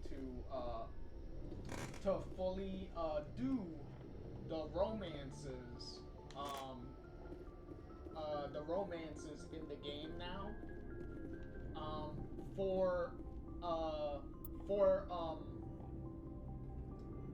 For the male shepherd, for the male version of shepherd, your romance options are between both male and female. You only have 2 romance options in this game, unfortunately. Like, I wish there was more, because in the other games you have way more options than just 2. But in this game, you know, everything started kind of small, because this is the smallest out of the 3 games. So obviously for the next games, because of the success of this first game, they would expand everything out from, well, almost everything out from there. But as far as the romances go, each male and female shepherd has 2 different 2 romances. Because I said different, but technically they share 1 romance. So for the male shepherd, you can romance Ashley Williams, the human soldier girl that you rescued at the beginning of the game on Eden Prime. You could romance her, and you could romance Liara. So you could get some of that blue booty if you want. So those are your only 2 options in this game. So unfortunately, Tali is not an option, I severely wish she was, because she's the more you learn about her and some of her interactions and stuff that you have with her during the course of this game, like, she is really, really cool and really good. So not having her on the romance option kind of sucked. but yeah. And as far as the female shepherd goes that we're playing as, you have, as you could probably tell from that last conversation with Alenko, you can pursue a romance with him, or, and this was still pretty revolutionary and not so common, especially back in 2007 when this original game came out. And it was one of the things that a lot of people used as a pretty positive, noteworthy thing, was also, as female shepherd, you could romance Liara also. So Liara is a bisexual character. So whether you're playing as male or female shepherd, she's a romance either way, which kind of makes sense because the Asari race are all women, so and technically the Asari kind of will have relationships with pretty much anybody. So because you'll meet Asari characters later that have like relationships with like Krogan. I believe one of them had a relationship with a Hanar that you find out later. So they all have relationships with anybody, including themselves. So they all have relationships with another Asari too. So it makes sense that they would all be, that they would pretty much be bisexual. So, but yeah, that was so. So for our playthrough, we're going to try to romance Liara for this playthrough. Also, mainly because there's something that's gonna happen later that will probably severely kneecap any options of Alenko being a romance option later. Once we get to like the finale portion of the game. So so we'll stick with romancing Liara for now. So that way we don't waste our time romancing somebody that can kind of bite us in the ass later. Anything yes, Commander? Me, is there something you need? No. Okay. So I should go. Goodbye, Commander. Okay. Liara's over here. So I like how she says get some rest, but she's in front of a computer screen. Commander, are you coming to check up on me? Yeah, pretty much. You look much better. How are you feeling? I have no ulterior motives Dr. in Chakwas any assures of me this. I am going to be fine. I was impressed with her knowledge of Asari physiology. I say that, but I kid. You're in good Liara is hands. actually Dr. one Chakwas of the knows what she's doing. one I of never the properly thanked you for saving me from the Geth, Commander. If you hadn't characters shown up, in the game anyway, especially when you take her character development that she goes so through. am I. I she, know you took a she chance turns out to bringing be me aboard like this one ship. of the best, I have seen the most way your popular, crew looks at me. They do not trust I believe me. she is one but of I the am more not like popular Benezia. characters. I will do whatever in the I can to entire, help you stop Saren. I promise. In the entire Don't worry, Liara. I trust you. I know you won't let me down. It means a lot to hear you I'll say keep that, it at Commander. game. Thank you. But yeah. Tell me so about yourself, she's- Liara. Me? I Her. am afraid I am not very interesting, Actually, Commander. a lot of the I spend most of my in time this on first remote game I digs, really enjoyed. unearthing mundane items buried in long-forgotten Prothean Liara, ruins. Liara, Tali, and Garrus are the top 3, like, characters. Like, they are so good. Sounds dangerous and lonely. Which is sad Sometimes because I would run afoul Ashley of indigenous could life have forms or stumble across a small band of mercenaries or privateers. a But well I was enough always character. careful, until the Geth but- followed me to Artemis Tower. But as far as I this never game found goes, myself in any situation my she's biotics could not severely handle. overshadowed As for the by solitude, well, that is one aspect that most appealed to me. Sometimes I just need to get away from other people.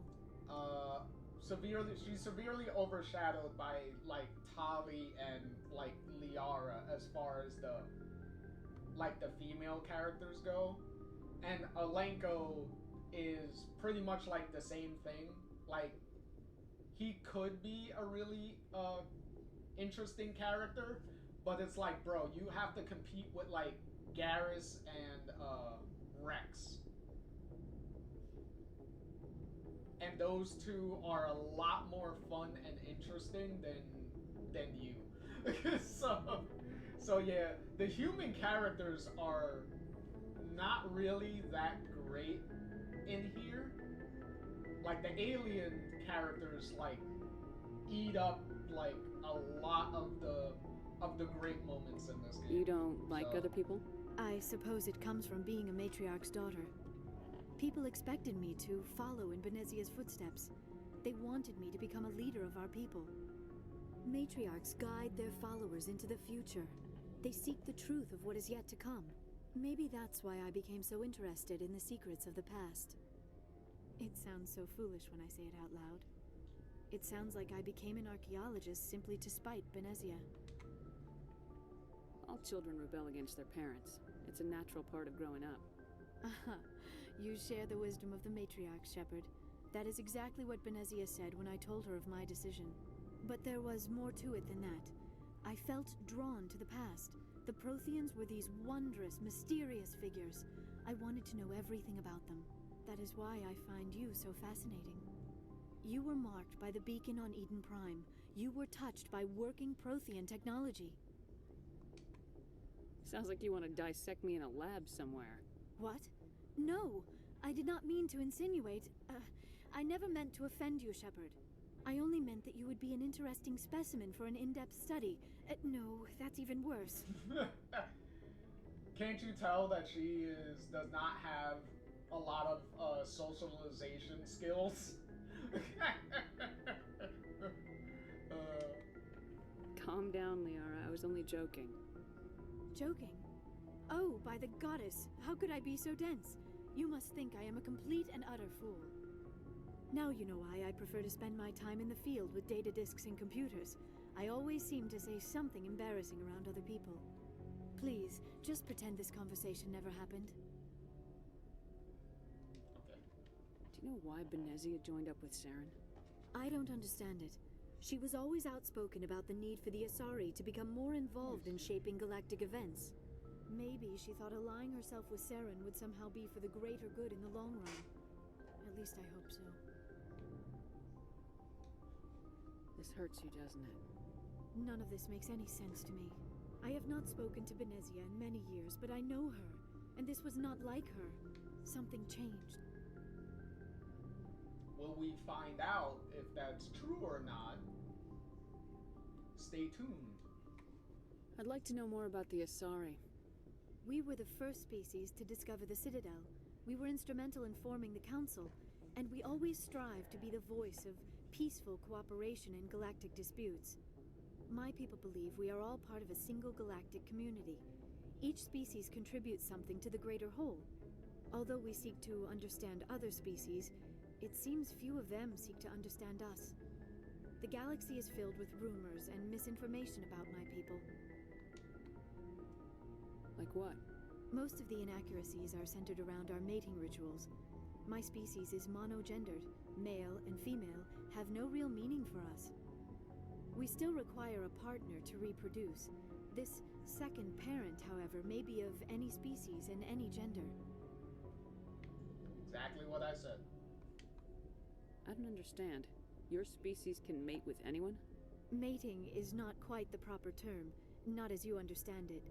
Physical contact may or may not be involved, but it is not an essential element of the union. The true connection is mental. Our physiology allows us to meld with other beings. We can touch the very depths of their minds. We explore the genetic memory of their species. We share the most basic elements of their individual and racial identities. We then pass these traits onto our daughters. It is how we learn to grow as a species and how we develop a greater understanding of other races.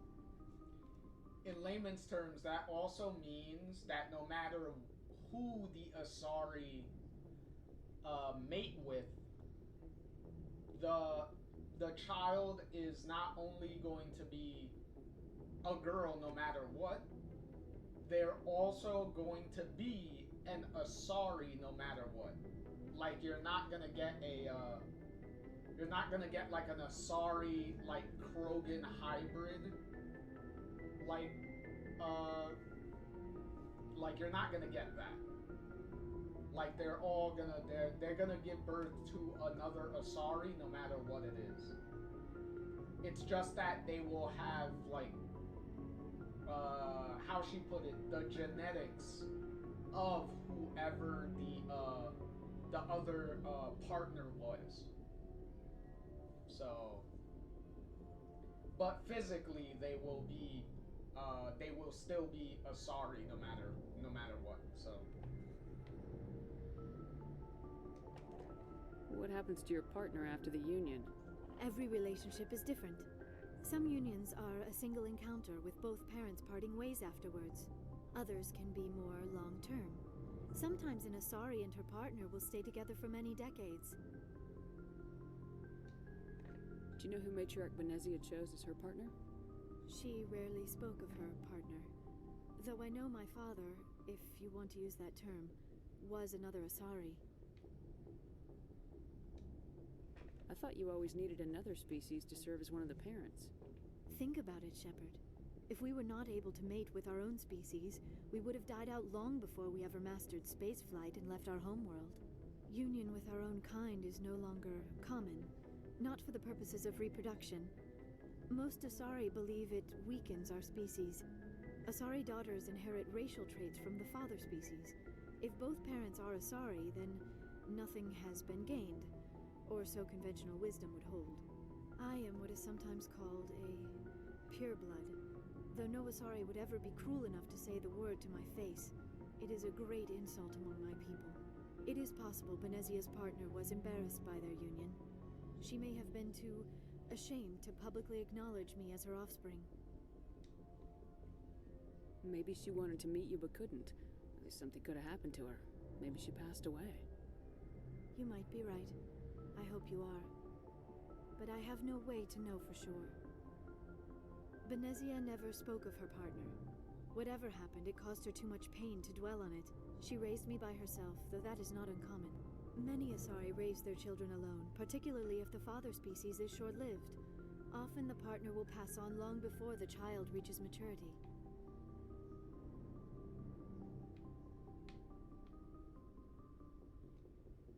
You Asari live for 1,000 years.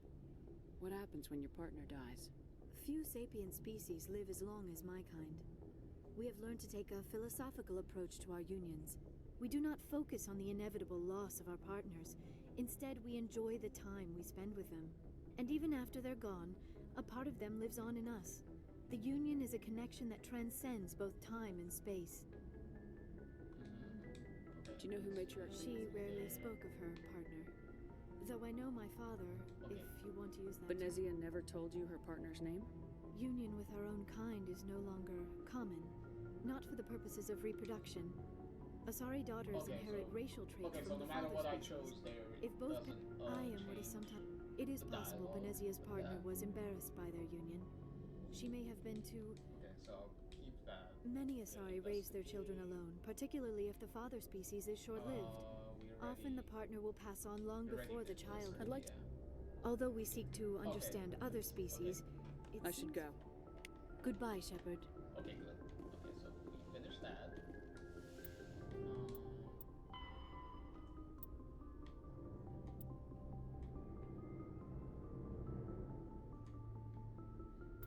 government.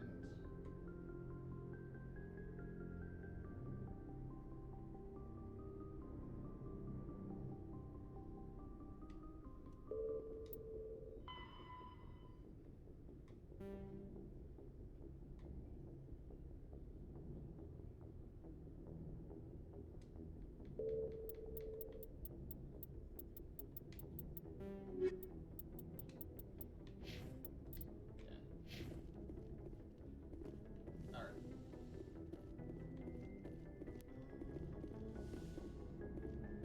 Because that's another thing. Since now I said that, Liara could be a romance option. I get the feeling you want to ask me something, Commander. I just wanted to talk. Of course, Shepard. That, What did you want to talk about? I should go. Okay, she has Goodbye, nothing to Shepard. say. But, that's one of the major things that you sacrifice when I said earlier that you can, that you could save her, her mission for the last one you do after doing the other two, is if you do that, then there's no Looking way for supplies? you can romance Liara then. Let's see what you got.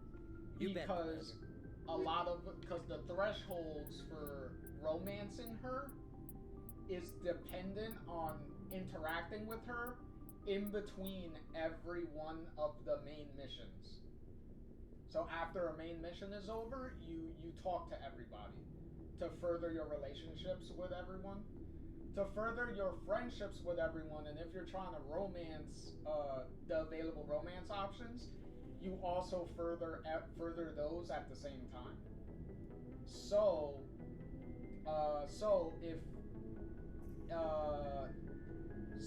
if you leave her for last, then you already forfeited 2 of those interactions that you would have had after finishing those other missions.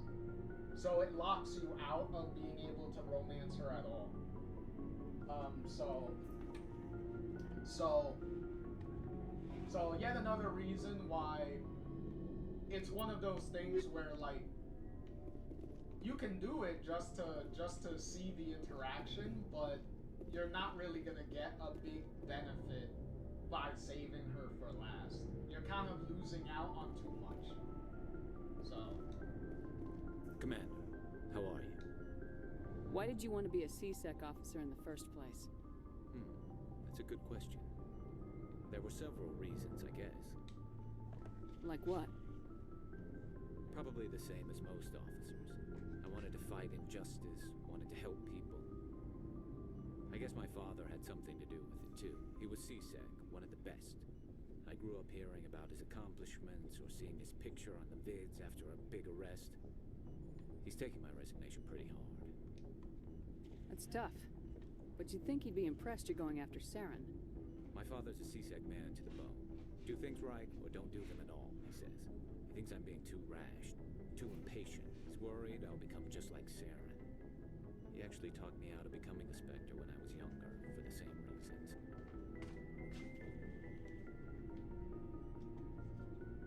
You were asked to be a Spectre. Well, I was targeted as a possible Spectre candidate. Me and about 1,000 other Turian military recruits. I could have received special training, but my father didn't like it. He despises the Spectres. He hates the idea of someone having unlimited power with no accountability. He wouldn't like you, Commander. No offense.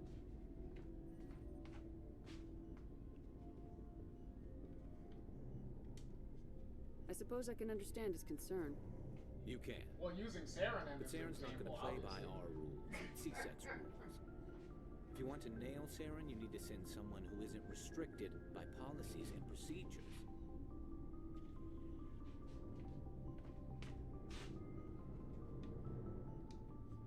Just because you can break the rules doesn't mean you should.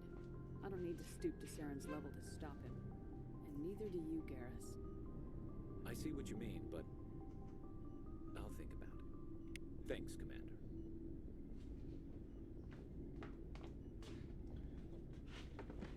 Also, I'll say it now since we just Good had to see that you. conversation with Garrus.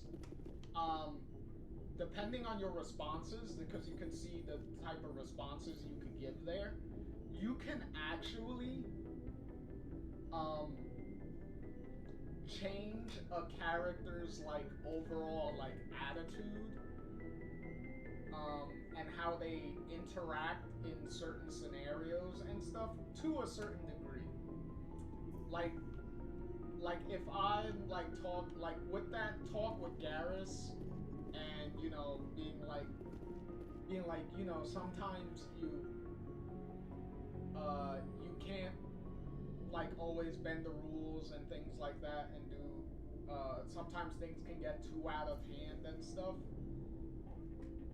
and you know you cause morality, all that stuff. You can you know uphold that with him, and that will come into play later, like in certain like missions and stuff, where if you played into the more rogue aspects and stuff, Garrus may act a little bit more recklessly and a little bit more like headstrong and stuff. So you can kind of help with people's attitude, which is pretty cool.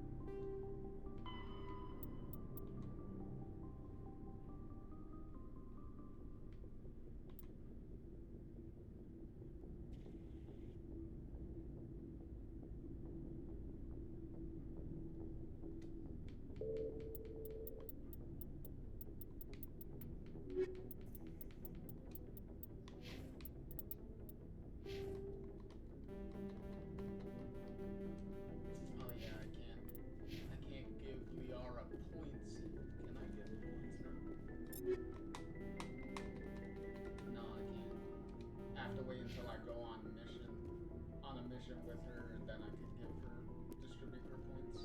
So, we've got Saren on the run. It won't be long now. Saren's good, but I'm better. Good. He's rotten. To the core. I could tell as soon as I met him. Why didn't you tell me this sooner? I would've if I thought it was important. I think I'd like to hear about it just the same. This was a while ago.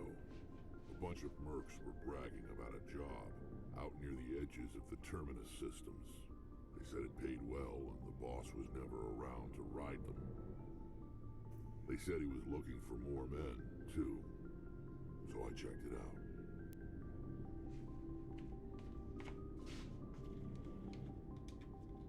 I didn't know Saren was openly recruiting mercs. It wasn't that open, and he only showed his face once. We'd been raiding ships in the area for months when we took out this massive cargo freighter. Our biggest haul yet. I was on board checking bodies for valuables, looking for some extra credits. That's when I saw him. What did Saren want with the ship? I don't know what he wanted. He was just moving through the ship, watching. A couple of the mercs called him by name, but he never spoke to them. Never spoke to anyone. I had a really bad feeling about him, so I got the hell out. Didn't even wait to get paid.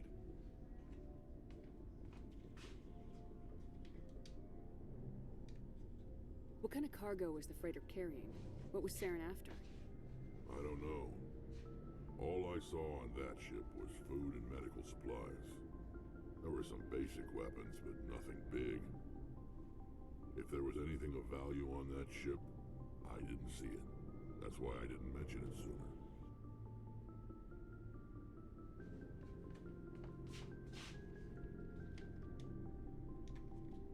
Whose ship was it?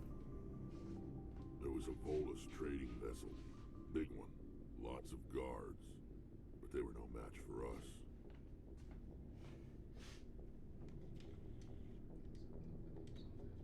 That's the only time you saw him? Yeah. Didn't even know who he was. Still wouldn't if I hadn't joined up with you. But my instincts were right. Every other merc on that mission turned up dead within a week. Every damn one.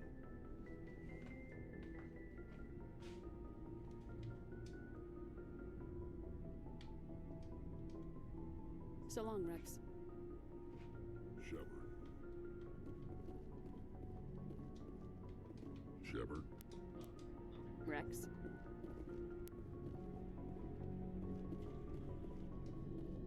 Commander? What's your opinion of the last mission? Not sure I buy Dr. Tassoni's story about her and her mom not talking. They're family, right? I think she's being straight with us. Or at least I don't think she lies very often. Yeah, she's probably really bad at it. Hey, want me to ask her about her sex life? Might be. Oh dear God, why? Why would you ask her that? I don't think she's used to teasing, good-natured or otherwise. No fun, Commander. Too bad those ruins got destroyed. I mean, they lasted thousands of years. That's impressive.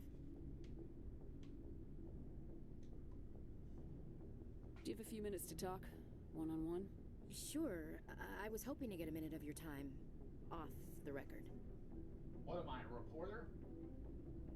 But I am the commander, so, you know. I'm in the captain. I keep an open door policy. Well, the captain if you have any concerns, lay them on me. All right. I know things are different aboard the Normandy, but I'm concerned about the aliens, Vicarian and Rex. With all due respect, Commander, should they have full access to the ship? Okay. This is also the first hint of why a lot of people, especially in this game, don't really like Ashley, is because she kind of admits it in not so explicit terms, but she is kind of racist against aliens. But if you're playing positively with her interactions, you can actually change her like viewpoint on that and make her like and get her to actually embrace like the diversity and stuff on the ship with the aliens, the different aliens and all that stuff. So, but a lot of people like to just blatantly call Ashley a racist, but it's like, yeah, if you feed into the racism during your conversations with her, then yeah, she'll be a full-blown like racial, like more racial tendencies. But if you're pushing back against it and you're pushing her in a more positive direction, then she will get over it. So I don't know. So that's like your character development that you could influence with her, is like getting over that stuff. They may not serve the Alliance, Chief, but they're allies. At least as far as Saren goes. This is the most advanced ship in the Alliance Navy. I don't think we should give them free rein to poke around the vital systems. Engines, sensors, weapons.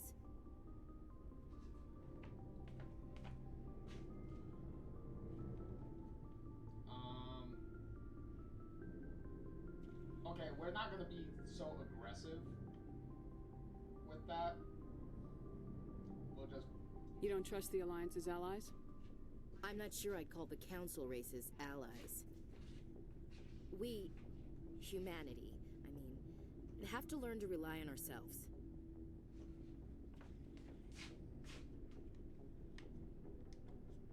Standing up for ourselves doesn't mean standing alone.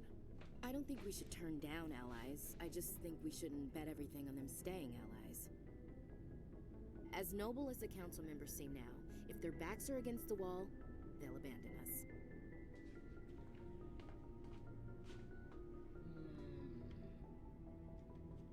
You get a pessimistic view of the universe, Williams. A pessimist is what an optimist calls a realist. Look, if you're fighting a bear and the only way for you to survive is to sick your dog on it and run, you'll do it. As much as you love your dog, it isn't human. It's not racism, not really. Members of their species will always be more important to them than humans are.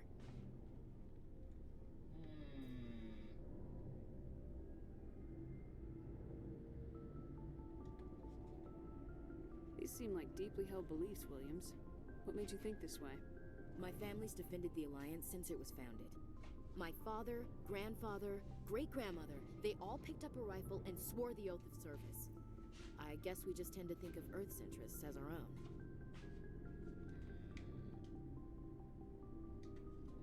It doesn't sound like you've worked with aliens before.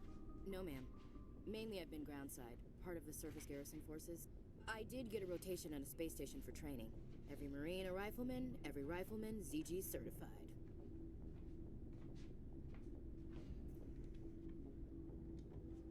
That's odd. Your record is spotless and your technical scores are exemplary. You should be serving with the fleet. Anyway, that's why I haven't served with many aliens, Commander. I never knew my family. Grew up an orphan on Earth. Anybody in your family I'd have heard of? Couldn't say, Commander. So why are you out here? Just trying to get away from Earth? No. The future of humanity is out here. There's so much we haven't seen yet. Yeah. I still remember my first field exercise on Titan. When we hit mud, the reality hit me. I'm the first person who ever stood here. Then my drill instructor kicked me in the ass. I went face first into the muck. He spent the next 5 minutes chewing me out for gold breaking. Don't tell me you had Gunny Ellison. He's the only one who uses that word to describe shirking duty. Oh, Lord. You went to the Makapog boot camp, too? Yeah. Gunny Ellison's still reaming out recruits down there. Kicking ass and using words like inveigle and pusillanimous. Okay, cool. Alright, I can see where your concerns are coming from, Williams. But this is a multilateral mission. You're gonna have to work with aliens, like it or not. It won't be a problem, Commander. You say jump, I say how high. You tell me to kiss a Turian, I'll ask which cheek. Okay. I don't think kissing Turians will be necessary. You never know, Commander. That turned around pretty quickly, didn't it? Do you have a few minutes to talk? One-on-one? I'm sorry, Commander. I need to get... I wouldn't mind talking more later, though. That's how you know you pretty much, like, finished off their, That's how you know you finished off that, section of your relationship, relationship progress with each, squad mate is when is when they're kind of like, oh, I'm busy now to talk. Dismissed, Chief. Ma'am. All right, so took care of them. Tali, I think, is the last one.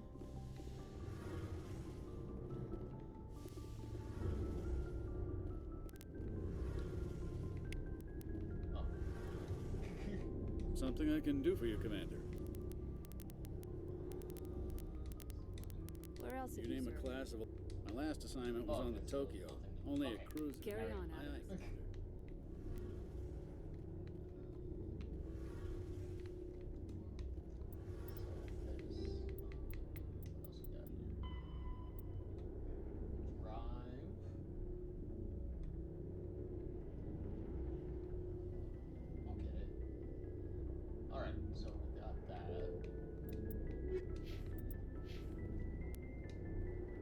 Oh, hello, Shepard.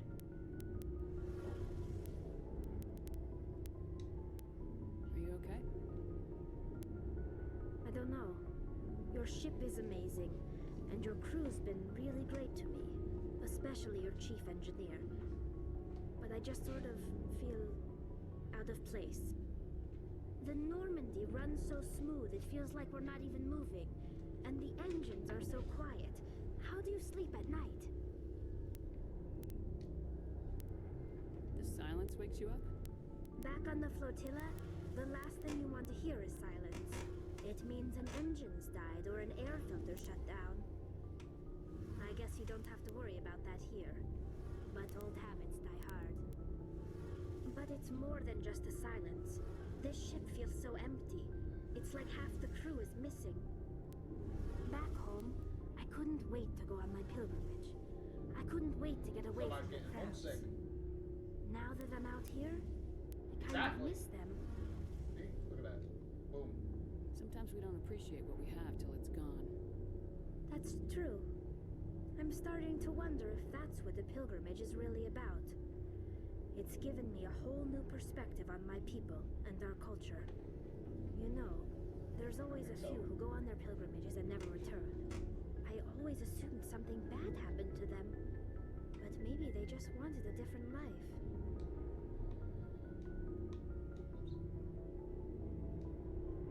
You do plan to return to the migrant fleet, right? I could never abandon my people, Shepard. I will go back eventually, but we have to stop Saren first. Otherwise, I might not have a home to go back to. Alright, so that's it for that. I should go. See you later. Okay, so we got all that out of the way. Woohoo! That's what I'm talking about. Alright, now we can go back upstairs.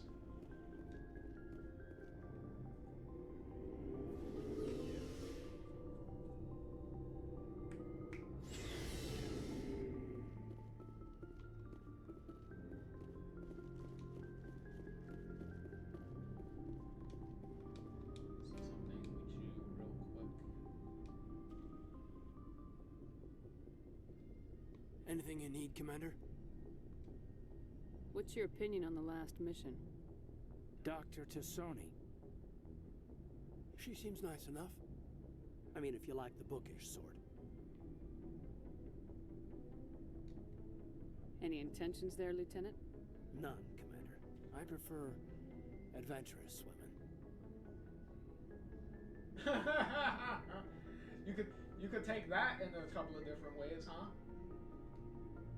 Just trying to get a sense of where the crew's I've wasted enough of your time for now, Commander. We'll have time for personal debriefing. We'll talk later, Caden. I'd like that.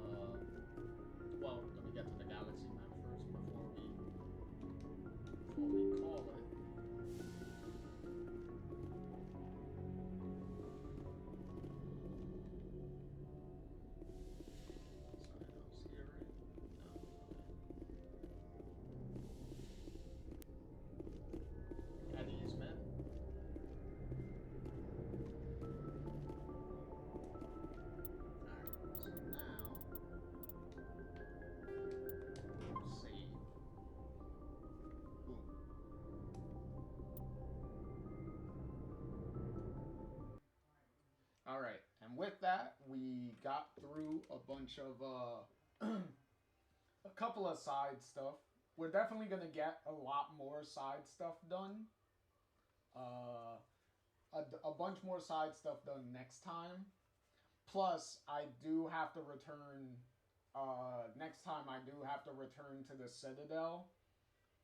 Because since we did a main mission, I need to check in there to see if there's any more side missions that we can activate and stuff. Plus, there's some side missions that I need to go back there to continue, because I gotta see if Conrad Werner is there to interact with again, so that way I could keep progressing his side mission to finish that out. Well, not to finish it out, but to finish out that part of it, so that way I can do another main mission and then get another part done. So hopefully that we'll see if that's done. And then there are some other people on the Citadel that I need to talk to progress other side missions too. So I might as well, I'll do that, so we can do that next time, and then do a bunch of the do more exploration to the other solar systems that you saw there.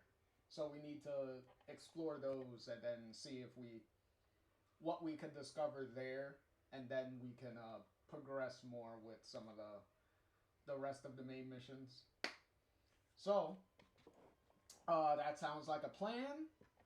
So at least now in the main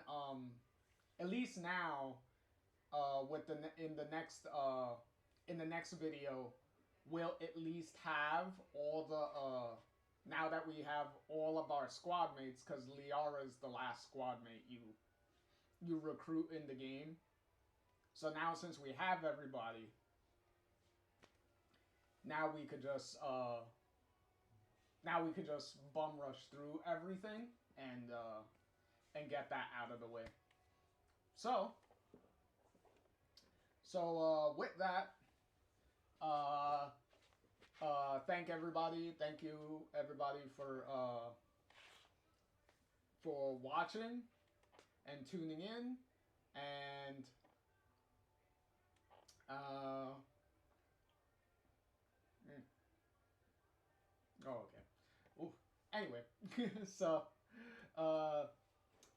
JR here, signing off, and I will catch everyone in the next one. Later, all.